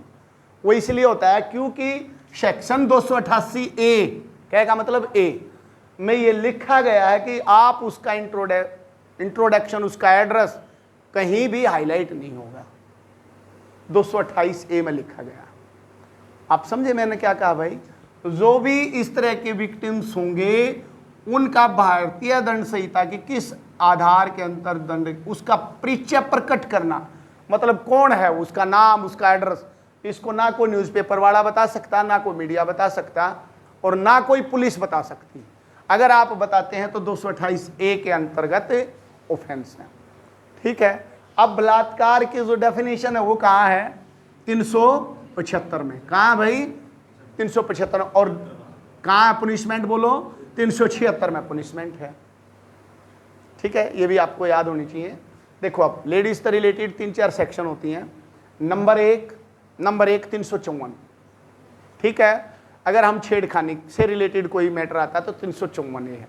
354D होती है पीछा करना। 363 होती है किडनैपिंग। ठीक है, किडनैपिंग करना 363। और 376 होती है रेप। 375 में इसकी डेफिनेशन। और इसका जो इंट्रोडक्शन है वो नहीं, उसका नाम नूम कुछ नहीं बताया जाएगा। अगर बताया तो कहाँ ऑफेंस है? 228A में। याद होनी चाहिए भाई सारी स्टोरी, एक जगह बना सकते हो पॉइंट। एक ये देखो, अब बोलो बेटा शाबाश। दहेज मृत्यु, डाउरी डेथ, ये तो मैंने बता लिया भाई, बोलो। 304B है ये, 304 है। अभी देखो एक बार फिर रिवाइज करवाता हूं बेटा। 304B दहेज मांगना कहाँ है? 498। कहाँ है भाई? 498। और 498A है दहेज ले लेना। इतनी गहराई में मत जाओ, छोड़ो। 498 है दहेज की बात करना, 498 है दहेज ले लिया, ये अलग, इतनी गहराई में नहीं जाएगा, बट दहेज का कंसेप्ट यहाँ है। 498 ए और 304 बी में है उसकी मृत्यु। 304 में क्या है? आपराधिक मानव वध, कल्पेबल होमिसाइड की पुनिशमेंट है इसमें। मतलब मर्डर ना हुआ हो, लेकिन आपका काम ऐसा था, नॉर्मल आदमी भी समझ सके, इसमें मार सका, लेकिन आप मारना नहीं चाह रहे थे उसको। जैसे मैंने बताया शादी में गोली चला रहे थे, आप मारना थोड़ी ना चाह रहे थे, बट आपके काम ऐसे हैं कोई भी मर सके है। गोली मारना नहीं चाह रहे थे, पर डांस करते हुए पीछे तो किसी ने धक्का मारा और किसी का लागी मर गए, तो यहाँ आजीवन कारावास। मर्डर नहीं है वो, मर्डर 302 में है। इसमें है आपके काम ऐसे थे कि मर सकता है। क्लियर हुआ भाई? आपराधिक मानव वध की सजा, इसकी डेफिनेशन कहाँ है? यहाँ है। और मर्डर की कहाँ है? 300 में है। और मर्डर की सजा कहाँ है? 301 में है। ठीक है भाई? 301 क्या कहती है? जिस आदमी को मारना चाह रहे थे वो नहीं मरा, दूसरा मर गया। यहाँ का है भाई, एक आए 3-4 प्रिया कौन है, इसने बोल दिया मैं हूं, बोल के करेगा, इसने मार गए। मारना तो उसने आए थे, इसने मार गए, तो वो 301 में है। ये मैंने बताया था आपको। ठीक है भाई? तो जिस आदमी को मारने आए उसको छोड़ के किसी और की मृत्यु कर देना, कौन से में है? 301 में। क्लियर हुआ बेटा? 307 में क्या है? अटेम्प्ट टू मर्डर, मर्डर करने का प्रयत्न। ठीक है, आ जाएंगे आगे शायद ये क्वेश्चन। बहुत इंपॉर्टेंट क्वेश्चन लिए मैंने, सारे याद होने चाहिए बेटा ये तो कम से कम। बोलो भाई। फिरौती, किडनैपिंग फॉर रैंसम, इंग्लिश में लिखा जाता है kidnapping for ransom, RANSOM, ransom. बहुत इंपॉर्टेंट है। मेरी जिंदगी का भी सबसे खतरनाक केस मैंने ये सेक्टर 16 में यही सोल्व किया था। ठीक है भाई? तो 364 ए, पहले सेक्शन लिख लो, स्टोरी बाद में सुनाऊंगा, कभी टाइम लगेगा। 364 ए। ठीक है? इसमें जनरली फिरौती मांगी जाती है, 10 लाख दे दो, 5 लाख दे दो, बेटा उठा लिया, ये उठा लिया, वो उठा लिया। तो एक शराब का कारोबारी करने वाला, शराब का जैसे बेचा करतालीपुर में, वो उठा लिया था, खरखोदे के थे भाई वो। ठीक है? वो उठा ले गए उसको। एक्चुअल बाद में ये पता लगा कि उनने पैसे लेने थे उससे, लेकिन अब पैसे लेने थे, कॉल क्या कर दिया कि भाई मेरे पति को 4-5 गुंडे उठा के ले गए। अब वो सर्विलेंस पर लग गए, तो फ़ोन में वो कह रहे भाई 20 लाख रुपए पहुंचा दो, हम यहाँ हैं, हम वहाँ हैं। तो दलवीर सरोवादा राठदेन का एक इंस्पेक्टर, उसकी टीम में हम भी थे, और 8-10 गाड़ी लग के फिर खरखोदा के पास एक गांव है, दारू का ठेका था, उस पर वो पीछे जाके एक प्लॉट था, वहाँ जाके पकड़ के ले आए थे उन्हें। उनके पास भी, सबके पास पिस्टल विस्टल थी, चल ही नहीं, लेकिन चलने के पूरे आसार हो जाते, पकड़ लिए थे नुए के नु। तो ये 364 ए होती है, कौन सी भाई? फिरौती के लिए अपहरण, व्यापहरण है ये। व्यापहरण की डेफिनेशन कहाँ बेटा? बोलो बोलो भाई। 359 व्यापहरण, इंग्लिश में इसको, इसी को किडनैपिंग, ये तो फिल्मा बना रखा, किडनैपिंग अपहरण नहीं है भाई, अपहरण नहीं है, अपहरण है अबडक्शन। किडनैपिंग होती है व्यापहरण। व्यापहरण का डेफिनेशन है 359, और सजा किसमें है? 363 में, 363 आईपीसी। किडनैपिंग 363 में दंड है, 359 में डेफिनेशन है, रैंसम 364 ए है, और 363 ए ये भी लिखवाई थी मैंने, भीख मांगने के लिए किसी का अपहरण करना, भीख मंगवानी है, ये 363 ए है। क्लियर? चलें आगे, शाबाश। चोरी बड़े आसान है, बड़ा जल्दी जल्दी बताओ बेटा। बोलो भाई। थेफ्ट कहाँ है? डेफिनेशन पूछिए, परिभाषित है 378। 380 बोलो, घर में चोरी, घर में चोरी। इसकी सजा कहाँ? बोलो 379 में 3 साल की सजा है, चोरी करते पकड़े गए। ये घर में चोरी, ये बोलो भाई किसकी परिभाषा है? डकैती की। लूट की 390 में, 391 में डकैती की परिभाषा। ये बड़ी खतरनाक, बोलो हत्या सहित डकैती, डकैती भी कर गए, मर्डर भी कर गए। सबसे खतरनाक आईपीसी की सेक्शन मृत्युदंड। ठीक है भाई? सजा क्लियर हुई बेटा? 396 आईपीसी। चलो शाबाश, याद होंगी। देखो अगला क्वेश्चन, बोलो बोलो भाई। लूट की परिभाषा कहाँ है? डकैती की 391, 378 में चोरी और 383 में एक्सटोर्शन की, उद्यापन। किसकी भाई? उद्यापन की। किसकी है बोलो? और उद्यापन का दंड 384, 384। शाबाश। अगला देखो भाई, अच्छा स्टोरी है, देखो भाई। राम गुस्से में श्याम को मारने का प्रयत्न करता, गुस्से में। श्याम को ऐसी स्थिति में प्राइवेट प्रतिरक्षा का अधिकार भारतीय किस धारा में होगा? बोलो भाई, 96 या 100? राम गुस्से में श्याम को मारने का प्रयत्न करता है, गुस्से में। श्याम को ऐसी स्थिति में प्राइवेट प्रतिरक्षा का अधिकार, बोलो भाई, 96 या 100? 96 क्या कहती है?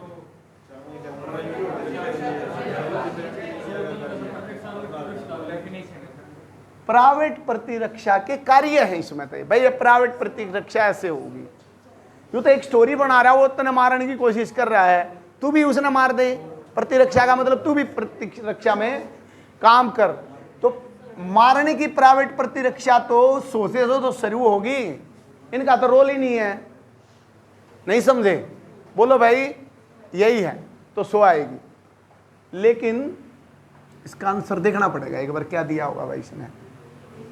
है आपके पास वो है, देखना। ये क्वेश्चन 35वां क्या समझाया उसने, भेज नहीं रखी है, एक ग्रुप में भेज रखी है। वाह, पूरी आईपीसी।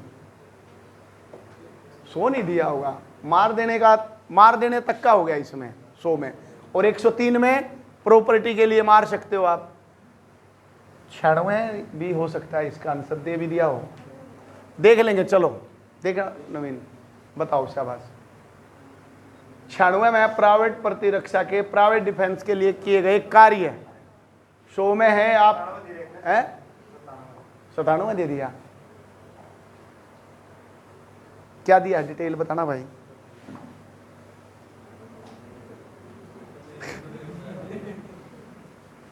नाइन्टी 97 दे दिया होगा भाई। किसी व्यक्ति को शरीर के प्राइवेट प्रतिरक्षा संबंधित 97 ही देंगे भाई इसका आंसर। पता है क्यों देंगे बेटा? 96 में तो डेफिनेशन है भाई, ये कार्य होंगे, ठीक है। 97 में आप उसको ये कह रहा है किस धारा में होगा, प्राइवेट प्रतिरक्षा का अधिकार कहाँ है? 97 में। सोते ये कहती है किसी की जान तक ले सकते हो, जान का जिक्र थोड़ी ना ही में मारने का प्रयोग कर रहा है आपको, राइट। वो कहता है इसको जान से मारने का प्रयत्न करता है, और आपको भी जान से मारने का ही अधिकार है 100 में, ठीक है। 97 में क्या है? प्राइवेट प्रतिरक्षा का अधिकार। क्लियर हुई भाई बात? ठीक है, नेक्स्ट देखो। बोलो बेटा, प्राइवेट प्रतिरक्षा का प्राइवेट डिफेंस कर सकते हो, शरीर व संपत्ति। यहां 100 से लेके 103, सॉरी 102, यानी कि 100 में ये है, 101 में आर्ट तक, 102 में बना रहेगा, 103 में प्रॉपर्टी, ठीक है। तो दोनों आता है। बोलो बेटा जल्दी जल्दी बोलो भाई, यूं तो ज्यादा टाइम लग जा, बोलो जल्दी।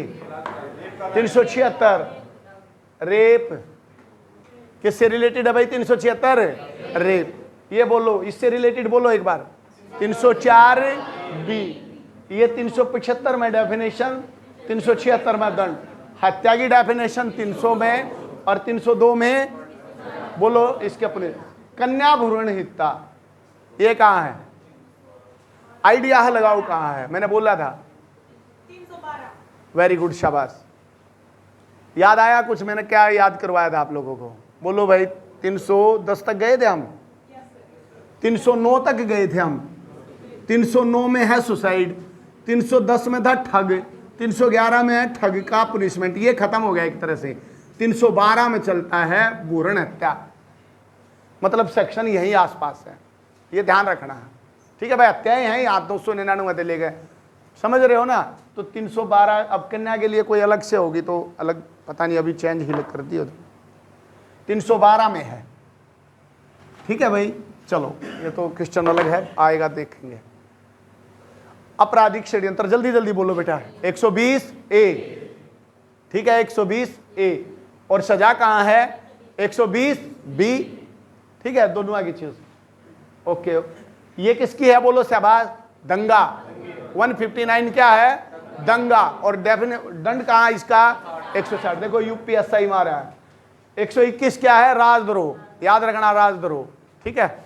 चलो आगे, ये भी आया था भाई पिछली बार, छल की सजा, चीटिंग की सजा 417 लिख लो बेटा, ये भी, ये सारी कवर हो जाएंगी जो बच रहा है आपका। द पनिशमेंट फॉर चीटिंग 417 और डेफिनेशन 415, डेफिनेशन 415 में। अब एक और लिख लो बेटा 416, यहां तीनों, बस ये तीन ही याद कर लेना, 415, 16, 17।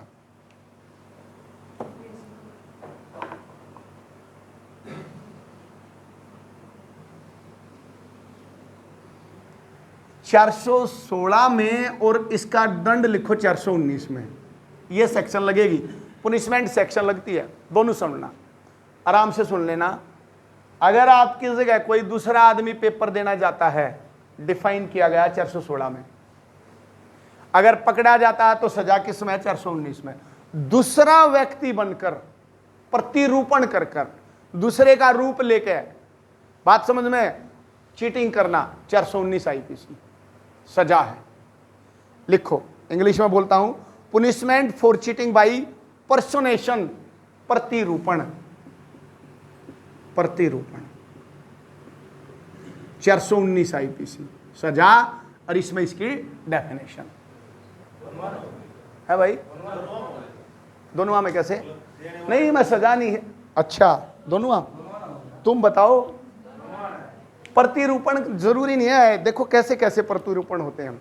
इसमें तो दोनों तो होगी भाई, चीटिंग दोनों ने कर दी है, दोनों की इंटेंशन होगी ना भाई, तू मेरी जगह, एक एग्रीमेंट हो गया, ठीक है यार, तू मेरी जगह पेपर दिया, अगला दिन चला गया, तो चीटिंग में तो वो भी इन्वॉल्व हो गया ना। इंटेंशन, जहां भी इंटेंशन का खेल है, तन्ने बेरा भी नहीं तेरी जगह जाकर बैठ गया तो आपने क्या की सजा?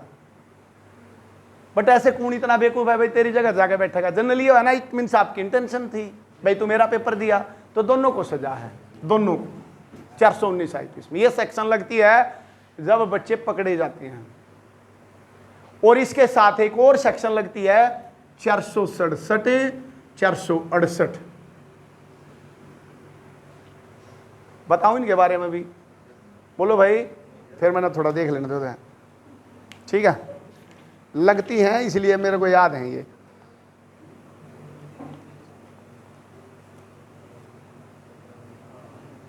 अड़सठ ला दो तुम, बस छोड़ो 67। 419 के साथ 68 लगती है। इसको लिखेंगे आप, छल के प्रयोजन से कूट रचना, forgery for purpose of cheating, किसी चीज की कूट रचना कर देनी। मतलब क्या हुआ? मान लो आपने आधार कार्ड नकली बनवा लिया, बनवा नहीं लेते, अगर भाई नाम नूम चेंज करके फोटो करके चले गए, तो ये सेक्शन जनरली लगती है इसके साथ, कूट रचना करना। जब तक चीटिंग नहीं है, देखो एक और खास बात बता देता हूं, 420 कब तक नहीं है? एक बार 420 और लिख लो तुम, 420 ही सुना होगा। 420 मैं लिखता हूं, मैं एक मिनट को, छल करना और बेईमानी से उत्प्रेरित करना। 420 में भी छल करना है बेईमानी से, 420 में भी बात वही है। चीटिंग की सजा बेईमानी से कर लेना 420, एक ही बात है, बात सुनो। 468 ये कहती है कि भाई आपने कोई चीज को रचा है, डॉक्यूमेंट नकली तैयार की है, नकली डॉक्यूमेंट तैयार किए। अब कोई पेपर देने जाता है तो जनरली आधार कार्ड, वोटर कार्ड, कुछ ना कुछ मैचिंग करके फोटो फाटो की जनरली ऐसा भी करके जाते हैं, या कुछ ना कुछ बनवा के इस तरह से जरूर लेके जाते हैं, तो जनरली ये सेक्शन इसलिए लग जाती है। 471 होती है उस चीज का आपने यूज कर दिया। देखो समझे सजा कैसे बढ़ती है, लिखने की जरूरत ना है, समझो बेटा। 419 है, कोई बंदा किसी दूसरे की जगह पेपर देने गया, यहां तक कहानी है। अगर उसने कोई डॉक्यूमेंट भी बनवा लिया भाई एंट्री करने के लिए या कैसे भी वहां यूज करने के लिए, साइन कर दिए, तो 468 है, कूट रचना होगी। 471 होती है उस चीज के लिए आपने कोई काम कर दिया, जैसे आप पेपर में बैठ गए। अब देखो, आप एंट्री पे पकड़े गए, ऐसे समझाता हूं। आप गए, पुलिस चेक कर रखी है, आपने कहा मैं हूं नवीन, आपके बारे में पेरा लग गया तो अमन है, तो आप 419 में गए। अभी तक आपने कुछ नहीं किया, बस पता लगा। आपके पास डॉक्यूमेंट भी सारे नकली पा गए, आप बनाए हुए नकली तैयार, तो कौन सी लगी? 468 लगी। अब आप अंदर गेट में तो एंट्री करके सही, हाँ भाई आ गया मैं तो अंदर। आप अंदर जाके बैठ गए, जाके आपने शीट शाट मिली हो या मार वगैरह भरी, आप यहां पकड़े गए, यहां जब तक भी आप यहीं तक हो। जैसे ही आपने गोला पहला काला कराया, जैसे ही, तो आपके ऊपर ये लग जाएगी 471। यानी कि उस दूसरे आदमी को फायदा पहुंचाने के लिए आपने किसी भी डॉक्यूमेंट पे काम शुरू कर दिया, तो 471 है। इतनी दूर जाने की जरूरत नहीं है, जनरली बता रहा हूं। लेकिन आपने क्या ध्यान रखना है भाई, छल की डेफिनेशन कहाँ है? 415। सजा कहाँ है? 415। ठीक है, छल से वो चीज अपने पास कर लेना 420। 420 ही करके आपने उस चीज को कब्जे में ले लिया। कोई व्यक्ति दूसरे का रूप धारण करके, अब देखो कितनी बार पकड़े जाते हैं दिल्ली में, नकली सब इंस्पेक्टर की लगा लेते हैं वर्दी। अब वो किसी का बेस थोड़ी ना बदल रहे हैं, वर्दी पहनते। भाई साहब आप भी सिलवा लो, इससे तो सब इंस्पेक्टर वर्दी कौन मना कर रहा है? वर्दी सिलवा लेते हैं। एक हरदीप भाटिया था सोनीपत का, हमारे तिमारपुर में पकड़ा गया था, ITI के पास था 5 फुट का सारा। और जब ये ट्रेड फेयर नहीं चलता, ट्रेड फेयर, इसमें मेले में जाकर, जो मेले में दुकान लगे, मैं हूँ भाई सब इंस्पेक्टर। अब वो जो असली पुलिस वाले के कांस्टेबल था, उन्हें पहचान लिया, यार लगता तो कोई नहीं सब इंस्पेक्टर, इतना छोटा है।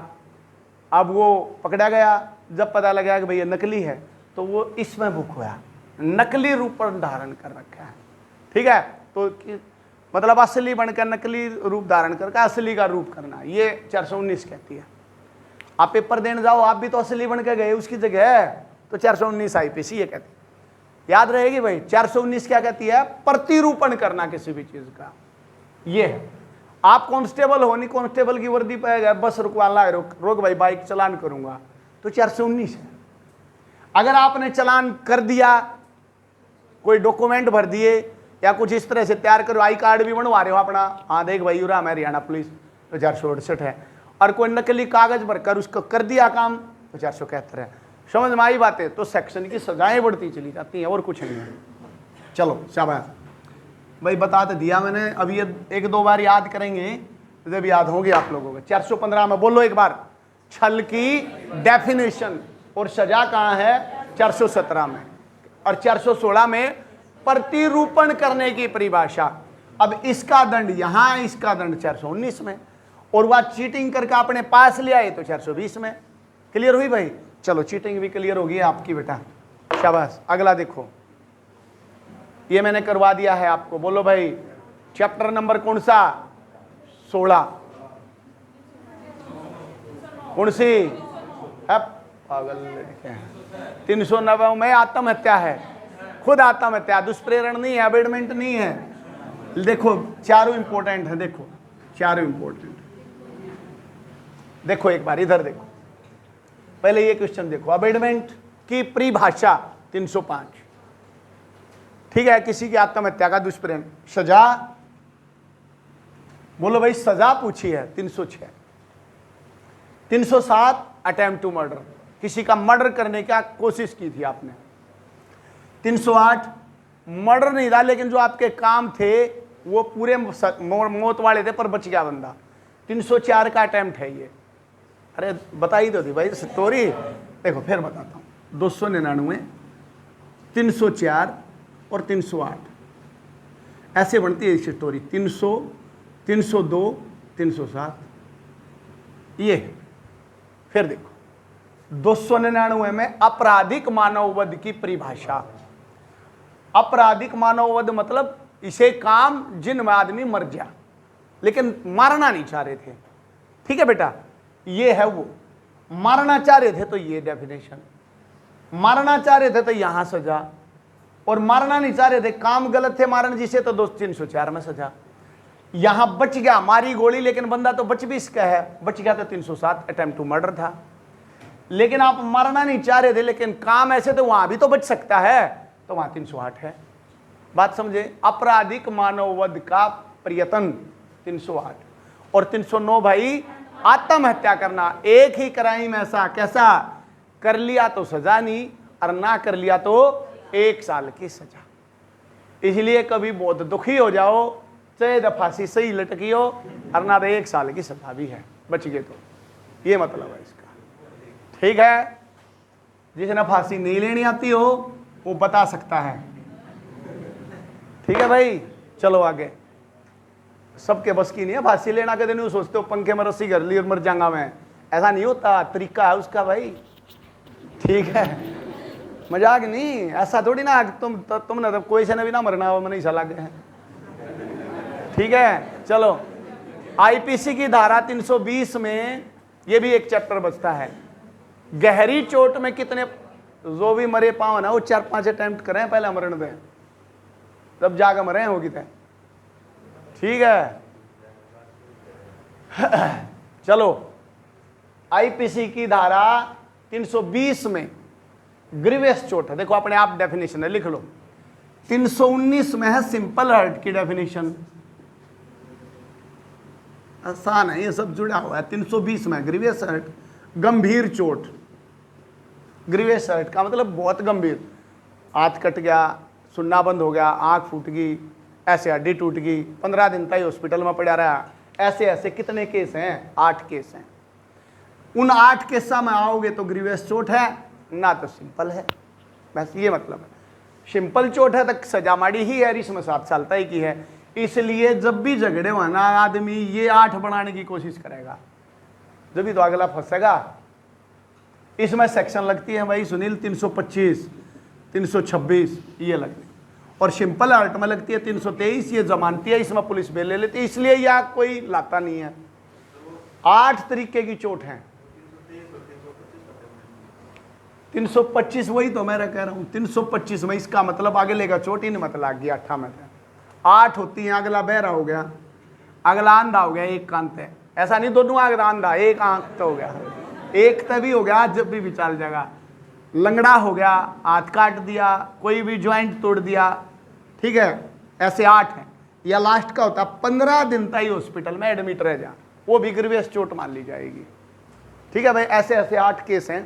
क्वेश्चन ये 320 में जो चोट बताई गई है ना 8, वो कितने तरीके की हैं, 8 तरीके की, ठीक है भाई, 8 तरीके। इतनी डिटेल में कुछ ना जाना क्या क्या होगा। मैन जितनी भी बड़ी चीजें हैं ना वो ग्रीवियस में आ जाएंगी। आपने अगर ये आंगली यहाँ से काट कर अलग कर दी ना, मतलब किसी भी पार्ट का, इस उंगली का परवा काट दिया अगला, तो वो ग्रीवियस चोट है, ठीक है, ये है मतलब। चलो शाबाश, बोलो भाई ये भी एक बार। 319 में क्या है, सिंपल हर्ट, 320 में ग्रीवियस हर्ट, 323 में 319 की सजा, और 320 की सजा 325 में, ये जुड़ी हुई है। 324 कहती है जो पुलिस में लगती है, कोई भी शार्प वेपन से, चाकू ब्लेड मार दिया, चोट पहुंचा दी, 325 कहती है, ठीक है, ऐसे जुड़ती हैं। चलो अगला, चलो ये फिर वही आ गया, बहुत इंपॉर्टेंट है भाई, एक लिख लेना, अल्लाह फुल असेंबली 149, 149, ठीक है बेटा, 149, 5 आदमी या 5 से ज्यादा। बोलो भाई ये आई सीआरपीसी शुरू होगी, बोलो बेटा कब से शुरू हुई भाई, ये लागू कब हुई, बोलो 1 अप्रैल 1974। लिखो भाई, सीआरपीसी जो है 1973 में आई, अगर ये क्वेश्चन आता है तो, लेकिन जब लागू हुई 1 अप्रैल 1974 से, ये भी आपको याद होना चाहिए, 1 अप्रैल 1974, ठीक है। अगला चलो, अब देखो भाई सीआरपीसी शुरू हो गया, ध्यान से समझ लेना, यही मेन क्वेश्चन है सीआरपीसी में। बोलो बेटा बेलेबल ऑफेंस कौन से हैं जो पहले शेड्यूल में कहे गए हैं, बस खत्म। सीआरपीसी का पहला शेड्यूल और 2 शेड्यूल हैं, पहले शेड्यूल में जो बता दिए गए वो ये सारे अवेलेबल हैं, ये डेफिनेशन है इसकी। जमानती अपराध लिख लो 436 आईपीसी सीआरपीसी। अब सीआरपीसी है, मेन सारी सेक्शन सीआरपीसी की यही हैं। 436 सीआरपीसी ये कहती है कौन कौन से केस बेलेबल होंगे, समझ में आ गया भाई, बस इतनी बात करो। कौन क्या याद रखना है, जो पहली अनुसूची में वही सारे कौन से हैं, बेलेबल हैं। अगला देखो, शीत है कॉग्निजेबल, बना दो ये। कॉग्निजेबल का मतलब भाई संज्ञेय अपराध, धारा 2C बहुत इंपॉर्टेंट है, ये भी अपने आप में हर एक पेपर में आया करती हमारे में। एक भाई संज्ञेय अपराध की परिभाषा किसमें दी गई है? सीआरपीसी के सेक्शन 2C में। सी तक कॉग्निजेबल याद रख लेना, कॉग्निजेबल, ठीक है, संज्ञेय अपराध की डेफिनेशन है। चलो ये भी क्लियर। अगला चलो भाई, सीआरपीसी के अंतर्गत जांच की जाती है, कौन करता है भाई? बोलो, मजिस्ट्रेट या न्यायालय, ये लिख लो भाई। कोर्ट भी कर सकता है, मजिस्ट्रेट भी कर सकता है, ठीक है भाई। कोर्ट अपनी एक बेंच बना के भी, जैसे कई बार केस नहीं हो जाते, जैसे मान लो पुलिस कस्टडी में किसी ने अपनी सुसाइड कर ली, या जो भी लेडीज वाला केस होता है डाउरी डेथ वाला, उसकी भी इंक्वायरी मजिस्ट्रेट करता है। ये भी एक इंपॉर्टेंट है। पुलिस, ये भी लिख लेना इसके साथ, अगर आप नोट ही कर लेते हो। जांच जो की जाए ना, वो मजिस्ट्रेट करता है या कोर्ट करता है जांच। कोई भी लेडीज की डेथ हो जाती है, डाउरी डेथ, वैसे भी डेथ, तो उसकी भी इंक्वायरी होगी, तो कौन करेगा? मजिस्ट्रेट करेगा, पुलिस नहीं करेगी, ठीक है भाई। ये भी एक इंपॉर्टेंट है। असंज्ञेय अपराध कौन से होते हैं? देखो पढ़ के देखो एक बार, इनको क्या बीमारी लिख रखे, देखो एक बार पढ़ के। Non cognizable offence means a police officer can arrest without warrant। A police officer अपने विवेक के आधार पर गिरफ्तार कर सकता है। बोलो भाई क्या? सी या ए? सी। असंज्ञेय वे होते हैं, एक पुलिस ऑफिसर बिना वारंट के गिरफ्तार नहीं कर सकता। ये है ए। देखो क्या मतलब होता है। संज्ञेय वे हो सकते हैं, संज्ञेय ए हटा दीजिए, संज्ञेय वे हो सकते हैं जिनमें पुलिस बिना वारंट और चाहे ना हो अरेस्ट कर सकती है। लेकिन असंज्ञेय होते हैं छोटे मोटे अपराध, इनमें जब वह करेगी जब कोर्ट का वारंट हाथ में होगा, नहीं तो आप कर नहीं सकते। बात समझ आई? संज्ञेय अपराध में विदाउट वारंट आप अरेस्ट कर सकते हो। असंज्ञेय अपराध होते हैं छोटे अपराध, इनमें आप अरेस्ट नहीं कर सकते, आपको जमानत देनी पड़ेगी। तो कब कर सकते हो? जब वारंट होगा। तो ये कहता है असंज्ञेय अपराध वे होते हैं जिनमें एक पुलिस अधिकारी बिना वारंट के गिरफ्तार नहीं कर सकता। बस गिरफ्तारी का मैटर ही नहीं है यहाँ पे। ये मैं भी कहता गिरफ्तार कर सकता है, इसमें गिरफ्तार कर सकता, गिरफ्तार यही कह रहा है गिरफ्तार नहीं कर सकता, तो यही आंसर है। ठीक है भाई, क्लियर हुआ भाई? चलो डाउट है तो पूछ लो भाई। नवीन, दीपक, क्लियर? नेक्स्ट, ये भी मेरे मानना ये है, अगर जुडिशियरी से कोई क्वेश्चन आता तो बहुत ज्यादा इंपॉर्टेंट है। जुडिशियल मजिस्ट्रेट, न्यायिक का मतलब जुडिशियल मजिस्ट्रेट, फर्स्ट क्लास नहीं बोलते तो प्रथम वर्ग, फर्स्ट क्लास। कितनी सजा दे सकता है भाई? बोलो, कितनी भी दे दे, मृत्युदंड भी दे सकता है, 3 वर्षों से अधिक ना हो, 2 वर्षों से अधिक ना हो। फर्स्ट क्लास का कोई भी मजिस्ट्रेट, देखो फर्स्ट क्लास का 3 साल तक की सजा दे सकता, बस लिख लो भाई।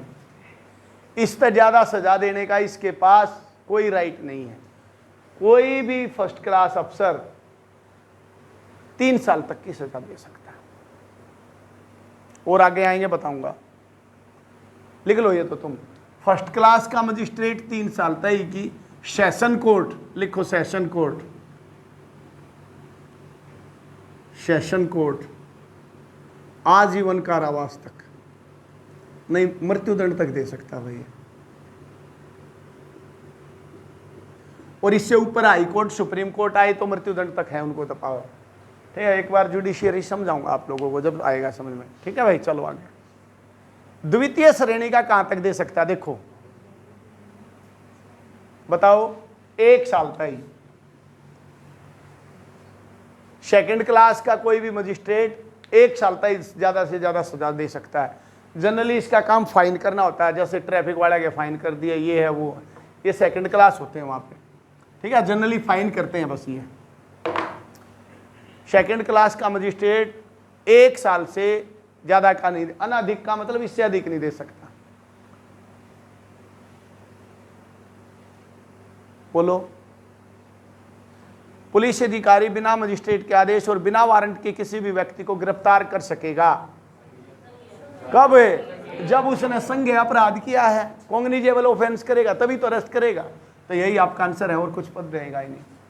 ठीक है भाई, तो और देख तो लो, उपरोक्त सभी विधि रखा है जो सुविधा के अधीन या राजस्व आदेश द्वारा, ये भी कर सकता है भाई। इसको पीओ लिख लो, प्रोक्लेम्ड ऑफेंडर बोलते हैं इसको, अपराधी उद्घोषित, भगोड़ा घोषित कर रखा हो उसको भी अरेस्ट कर सकता है। तो इसका मतलब यही आएगा आंसर, तो जो पुलिस अधिकारी द्वारा उसके विधि पूर्ण करते हुए काम में बाधा डाले इसको भी कर सकता। तो ये आंसर आएगा भाई डी, तीनों को अरेस्ट कर सकता।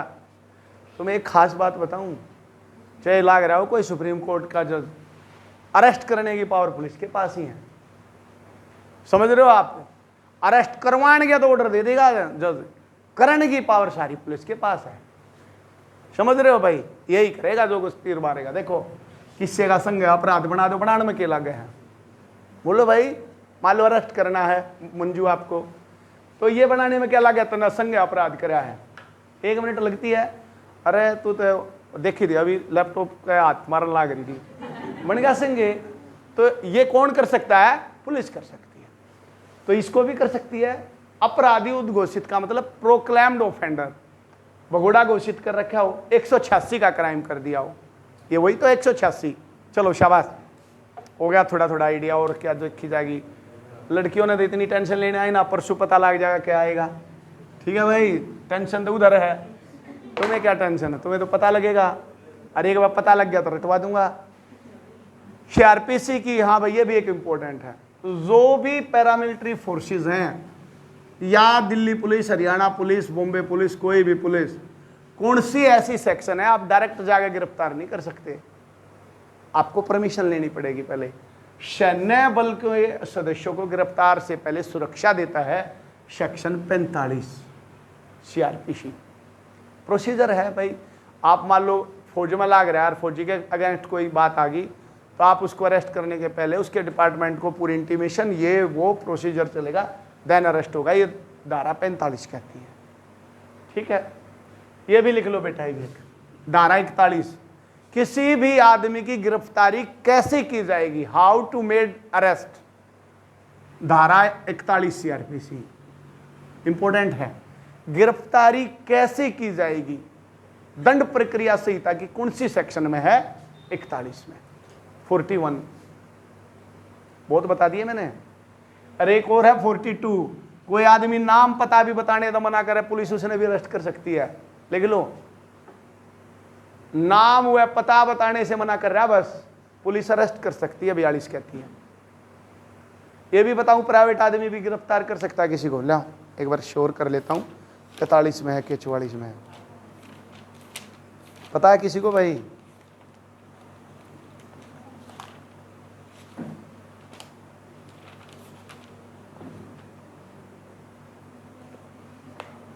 भाई यहीं रहने दो, तुम छोड़ो, ज़्यादा डिटेल में चले जाएंगे।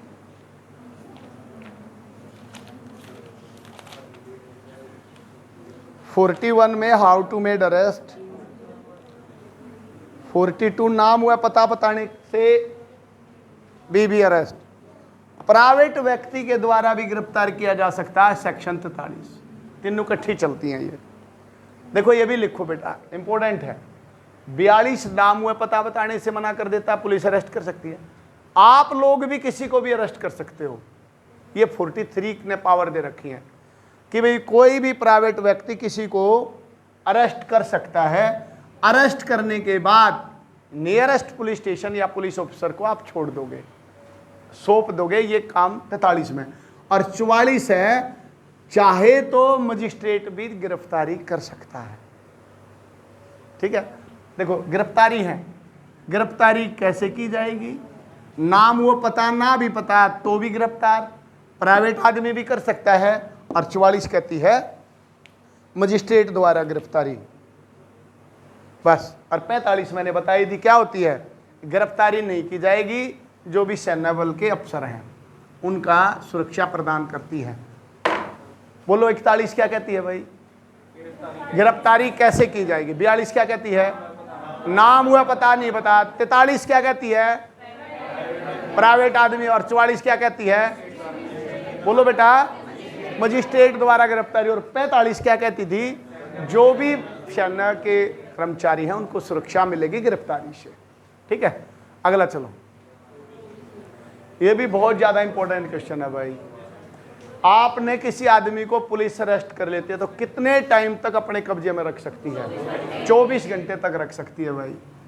आज अगर किसी बंदे को 2 बजे अरेस्ट कर लिया तो काल 2 बजे तक पुलिस उसने अपने पास रख सकती है, अदरवाइज वो कोर्ट में पेश करना ही करना पड़ेगा। 2 बात लिख लेना बेटा, एक तो ये होगी 24 घंटे तक पुलिस अरेस्ट करने के बाद रख सकती है, ठीक है। रिमांड कितने दिन तक ले सकती है पुलिस? रिमांड सुना भाई? रिमांड पे ले लिया वो, सुना है? मैक्सिमम 15 दिन तक ले सकती है। ये भी एक इंपॉर्टेंट क्वेश्चन है। किसी भी आदमी को मैक्सिमम 15 दिन तक रिमांड पे लिया जा सकता है। क्यों लिया जाता है रिमांड पे? पूछताछ तो पहले ये हो जाए, 24 घंटे थोड़े हो भाई। कोई चीज की रिकवरी करने के लिए। उसने कहा मैंने मर्डर कराया था और मैंने उसकी डेड बॉडी वहां यमुना में डाल रखी है, बता भाई कि डाल रखी है, तो रिमांड पे लिया जाएगा, वहां ले जाया जाएगा, देखा जाएगा कहाँ क्या ये वो अकड़म सकड़म। पुलिस कब्जे अपने पास रख सकती है गिरफ्तार करने के बाद 24 घंटे। कोर्ट की परमिशन लेती है फिर रिमांड पे, भाई मेरे को अभी ये काम करना है, रिकवरी करनी है, मुझे रिमांड चाहिए इसका 3 दिन पे। तो रिमांड चाहिए 3 दिन का ले लो, 4 का ले लो, 2 का ले लो, 1 का ले लो, लेकिन मैक्सिमम कितने दिन का मिल सकता है? 15 दिन का। ये मतलब कह रहा हूँ, रिमांड 15 दिन, कस्टडी 24 घंटे। मेडिकल करवाना पड़ेगा कोर्ट में पेश करने से पहले, अरेस्ट करने के बाद मेडिकल होगा, कोर्ट में भेजने से पहले होगा, ठीक है। जेल त्याग जोड़ जब भी एक्सेप्ट करेगी जब आपने उसका मेडिकल करवा रखा होगा, ठीक है भाई।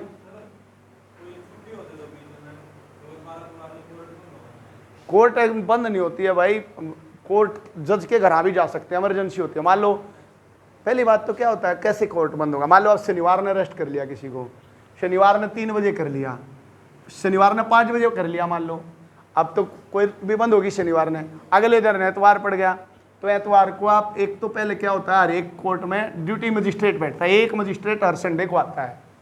लेकिन मान लो संडे ने भी आप 5 बज गए ना ले जा पाए, 7 बजे कर रखा है अरेस्ट, तो आप उसके घर ले जा सकते हो, भाई आज ड्यूटी मजिस्ट्रेट ये है, आप ले जाओ वहाँ से उसको जेसी के ऑर्डर करवा लो। जेसी का मतलब होता है जुडिशियल कस्टडी, तो आप उसको जेल में भेजाओ फिर, ठीक है। पुलिस का काम ये होता है, बंदे को अरेस्ट किया, पूछताछ करी, मेडिकल करवाया, कोर्ट में पेश करा, जेल में भेज दिया, ये काम होता है, ठीक है। चलो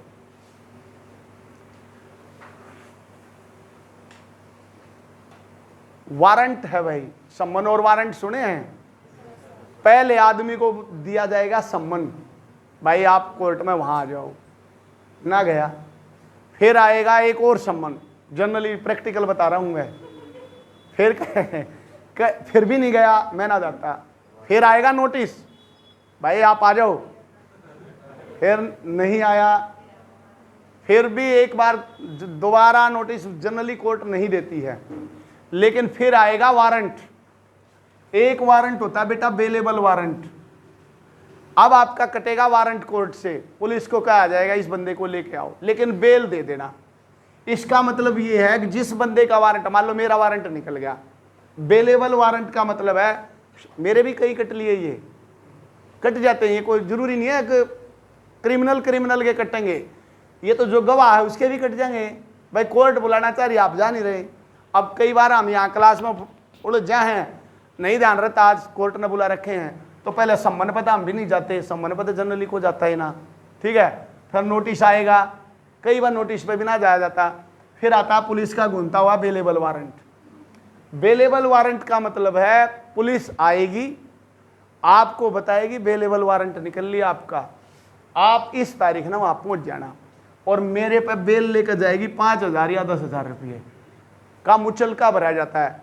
अगर भाई अगर आप नहीं आए तो आप पे यू फाइन तो वही होगा, ठीक है, 10,000 रुपये का फाइन हो जाता है। एक बार सोमवीर पे भी लाग लिया, एक बार मेरे पे भी लाग लिया, ठीक है, तो ये 5,000 रुपये का बेल देकर चली जाएगी, मतलब पुलिस अरेस्ट नहीं करेगी, आपको बेल पर छोड़ जाएगी, आपके पास आई तो, लेकिन आपको बेल पर छोड़ेगी। अगर आप इस पे भी नहीं गए तो फिर आएगा NBW, नॉन बेलेबल वारंट, जहां भी है पकड़ कर लो भाई, ठीक है। फिर पुलिस अरेस्ट भी करके ले जा सकती है। जनरली जो सरकारी कर्मचारी हो जाते हैं उनका NBW निकलता रहता है। पुलिस ने फिर अपने आप आ जाएगा, ठीक है। NBW लगते ही अगला और चाहे भूल जाओ, कुछ भी याद हो या ना हो, यूं जरूर याद रहेगा। अगर इस तारीख ने कोर्ट में पहुंचना, इस तारीख ने पहुंच जाओ, बस पहुंच गए तक जज पर डिपेंड करता है। आप पे यू फाइन कर भी इसका जो पहला था, और कई बार ना भी करती, भाई आ गया कोई बात ना, मजबूरी ही बतानी पड़े है, सर न्यू हो गया था, दादी मर गई थी, ये हो गया था, वो हो गया था, ठीक है भाई। तो जनरली ये चलता रहता है। अब ये कह रहा है 77 के अंतर्गत वारंट कहाँ निष्पादित किया जा सकता है? उच्च न्यायालय के अधिकार जिसने वारंट किया गया, शतर राज्य के किसी, भारत के किसी भी स्थान पर बैठा हो बंदा, वहीं भी वारंट को तामील किया जा सकता है, उसका मतलब एग्जीक्यूट किया जा सकता है। समझ में आया भाई? वारंट कट गया, चाहे तो बॉम्बे में है, चाहे तो दिल्ली में है, और चाहे मद्रास में है, कहीं से भी आपको अरेस्ट किया जा सकता है। इसका मतलब ये है। धारा 77 कहती है ये CRPC की सेक्शन, देखो प्रोसीजर देख रहे हो ना, अब इसमें सारा प्रोसीजर है भाई, वारंट सम्मन क्या है, कैसे जाएंगे, कैसे काम होगा, ठीक है। अगला देखो जल्दी, 2 ही 4 रह गए बस। 154 बोलो बेटा जल्दी, करवा रखा है। 154 CRPC आ गई ना। प्रथम सूचना FIR दी जा सकती है कहाँ? जमानती और संज्ञेय किसी भी अपराध, केवल संज्ञेय अपराध के संबंध में FIR कहाँ होगी? ओनली कॉग्निजेबल ऑफेंस होगा तभी FIR होगी। शाबाश। अग्रिम जमानत, ये भी लिख लो भाई, सुना है कभी अग्रिम जमानत? बोलो भाई। एंटीसिपेटरी बेल लिख लो बेटा, इतनी नॉलेज वैसे भी होनी चाहिए कानून की। एंटीसिपेटरी, अरे मैं वैसे ही नॉलेज कुछ तो बढ़ेगी। एंटीसिपेटरी बेल, वकील ये बात बताने के लिए लेते हैं कई हज़ार रुपये। हाँ भाई क्या होगा इसमें, बेल हो जाएगी कि ना हो जाएगी, छुट जाएगा कि ना छुट जाएगा। अब भी कई बार ऐसा आता है जो मान लो 20-25 एक बार लगा दूँ बेल की एप्लीकेशन है कि बना हुआ है, मैं बताऊंगा भाई तो मत लगाओ, भाई बना हुआ है, ठीक है। तो पता होता है कि भाई कितने मार। ये क्या कह रहा है? अग्रिम जमानत के लिए आवेदन कहाँ होगा? एंटीसिपेटरी बेल होती है, मान लो आपका नाम आ गया किसी क्राइम में, आपने कराया कि नहीं कराया वो कोई बात नहीं है, कई बार ना भी करे हुए का नाम आ जाता है, या कर रहे आप भाग गए, तो आप कोर्ट में अग्रिम जमानत लगाओगे, मतलब अरेस्ट होने थे। जनरली जमानत कब होती है? जब अरेस्ट हो जाए। यह अग्रिम जमानत, एंटीसिपेटरी मतलब अरेस्ट होने तक पहले ही बेल लगा दिया आपने कोर्ट में, अरेस्ट नहीं होना चाहता जी, मैंने तो कराया ही नहीं, मैं तो था ही नहीं, पुलिस तो मेरे खाम का पीछे लाग रही है, तो उसको बोला जाता है अग्रिम जमानत। तो ये कहता है ये कहाँ किया जा सकता है? मुख्य न्यायिक, chief judicial magistrate, high court, session court, B और सी दोनों। बोलो भाई, बी और सी दोनों। सेशन कोर्ट मान लो तुम, जनरली एंटीसिपेटरी बेल यहां लगती है, जो सेशन कोर्ट में हो जाएगा, सेशन कोर्ट तो ऊपर होता है हाई कोर्ट, हाई कोर्ट से ऊपर होता है सुप्रीम कोर्ट, तो जब इसी को पावर है तो इसको तो 100% है, समझ रहे हो ना। तो सेशन कोर्ट और हाई कोर्ट में ही लग, यहां नहीं लगा सकते आप, सोनीपत वाले में नहीं लाग सकती कि भाई जिस जो हमें सजा दे सकता है, जहां हमें पेश किया गया था वहां नहीं लगेगी, इन तो ऊपर होता है फिर सेशन कोर्ट, तो सेशन कोर्ट में लगेगी अग्रिम जमानत। 439 CRPC में इसको बताया गया है कैसे होती है, ये भी बहुत इंपॉर्टेंट है। एंटीसिपेटरी बेल 439 CRPC, ये भी लिख लो। बेल कहाँ है? 436 और 439 में है अग्रिम जमानत। इंपॉर्टेंट है ये सेक्शन। एंटीसिपेटरी बेल का प्रावधान कहाँ है? 439। देखो 2-4 और रह गए भाई। एक फरार अपराधी वह होता है, बोलो भाई, घर से भाग कर छिप गया हो, फरार भगोड़ा, ये आएगा आंसर, लिख लो। जिसके विरोध 82 CRPC के अंतर्गत उद्घोषणा प्रोक्लेमेशन जारी हो गया हो। अब इतनी डिटेल में तो क्या जाना है। 82 CRPC का मतलब है कोर्ट ने ये कह दिया ये भगोड़ा है, 82 ये है बस। और 83 और लिख लो, 83 करवानी पड़ेगी अगर किसी की प्रॉपर्टी कुर्की करनी है तो। 82 में पहले आप मुलजिम, कोई भी मुलजिम की प्रॉपर्टी कुर्क नहीं की जा सकती जब तक वो भगोड़ा ना हो। ठीक है, पहले वो भगोड़ा होगा, फिर जब वो आए नहीं रहा कोर्ट में तो ये कहा जाएगा जितनी भी इसकी प्रॉपर्टी है उसको कब्जे में ले लो। तो कुर्की जो सजा नहीं है भाई, कुर्की, उसका जिक्र है 83 CRPC में और 82 CRPC है भगोड़ा।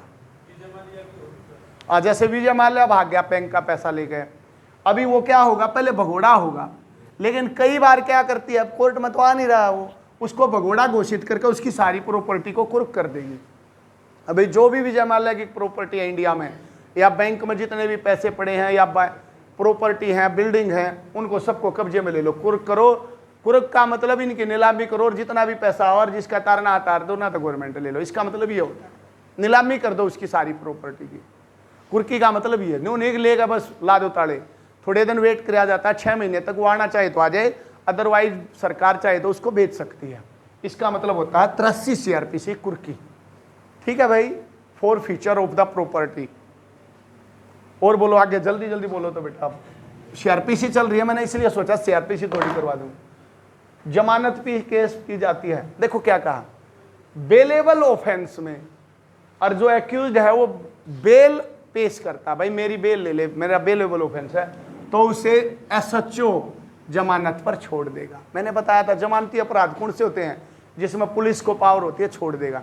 अब बेलेबल ऑफेंस है, अगला आदमी कह रहा है भाई मेरी बेल ले ले, तो आपने लेनी पड़ेगी, ये कहता है। क्लियर हुआ? चलो, आ भी रहा है, उसी ले आऊंगा कह रहा है।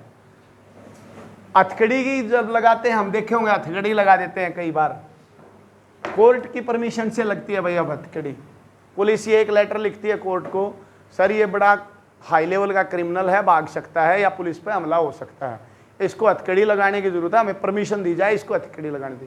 कोर्ट, न्यायालय उसको परमिशन देता है, यस इसको कस्टडी में जब लेके आओ हथकड़ी लगाई जाए। तो जब आपको कोर्ट की, इसकी नहीं, SP का कोई रोल नहीं है, कोर्ट इजाजत देता है, लाते और ले जाते वक्त क्या लगाओ, हथकड़ी लगाओ। तो आ सकता है क्वेश्चन, जनरल क्वेश्चन है। अगला ये आ गया 82 CRPC, ये हो गया, ये हथकड़ी हो गया। ये देखो भाई, 7 साल से अधिक नहीं दे सकता भाई चीफ मजिस्ट्रेट। सेशन जज था, मृत्युदंड तक दे सकता है, या क्लियर नहीं है मेरे को, आजीवन कारावास होता। फर्स्ट क्लास मजिस्ट्रेट 3 साल, ठीक है, सेकंड क्लास 1 साल, और चीफ 7 साल, और सेशन जज आजीवन कारावास शायद, या मृत्युदंड भी पाएगा, मैं बता दूंगा, लेकिन ये याद रखो। ठीक है भाई, मजिस्ट्रेट 1 साल तक की सजा दे सकता है द्वितीय श्रेणी का, पहली श्रेणी का 3 साल तक, और जो चीफ होता है ना हर एक कोर्ट का, जैसे अब सोनीपत का है, वो 7 साल तक की सजा दे सकता है, और आजीवन कारावास दे सकता है सेशन कोर्ट। ये भी आप नॉलेज में रखें, ये भी एक इम्पोर्टेंट है।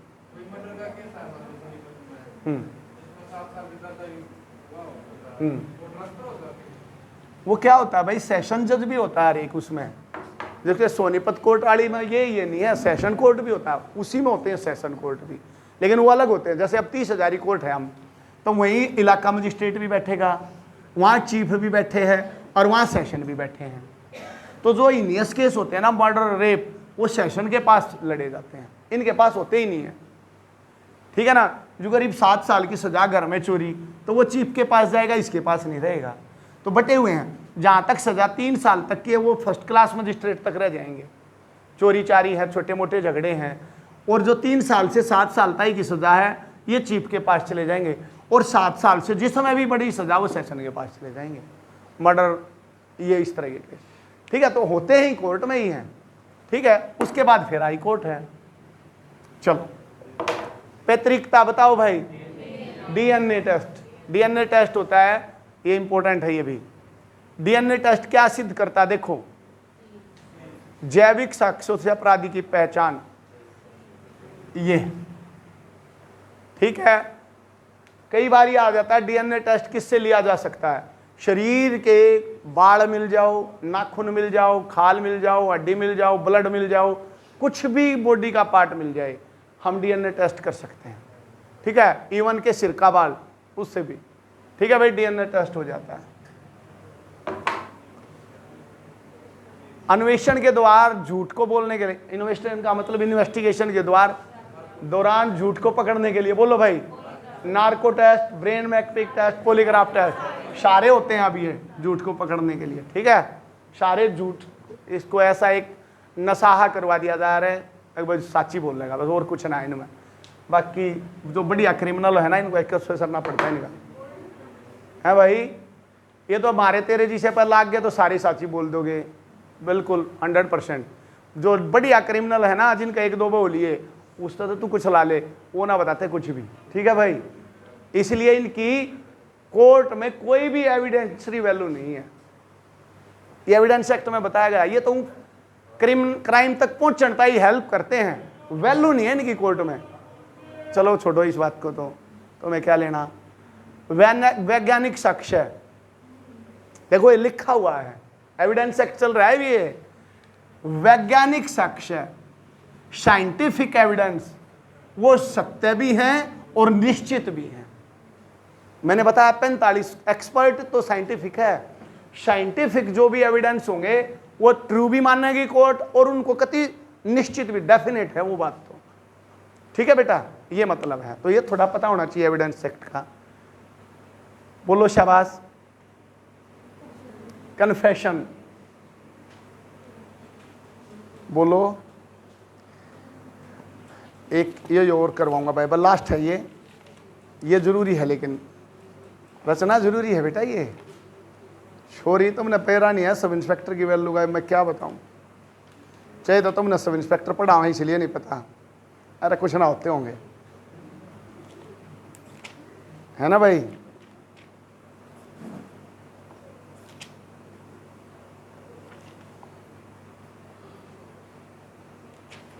एक मिनट, ये क्वेश्चन समझ लो एक बार, क्या कह रहा है ये बताओ। मैं इसकी एग्जैक्ट देख लूँ, 26 है कि 27 है। बोल भाई, रचना क्या कह रहा है, ये क्वेश्चन बता दो बस तुम। बता प्रिया। कन्फेशन नाम नहीं सुना? कन्फेस कर लिया मुलजिम ने, हाँ भाई मना कराया है जी, ऐसा सुना है? ये है वो। तुम एक बार लाग गए ना, पहले इला पढ़ा के भेज दूंगा तब ना मैं वहां। देखो 25, 26, 27 और कौन कौन सी हैं? 29।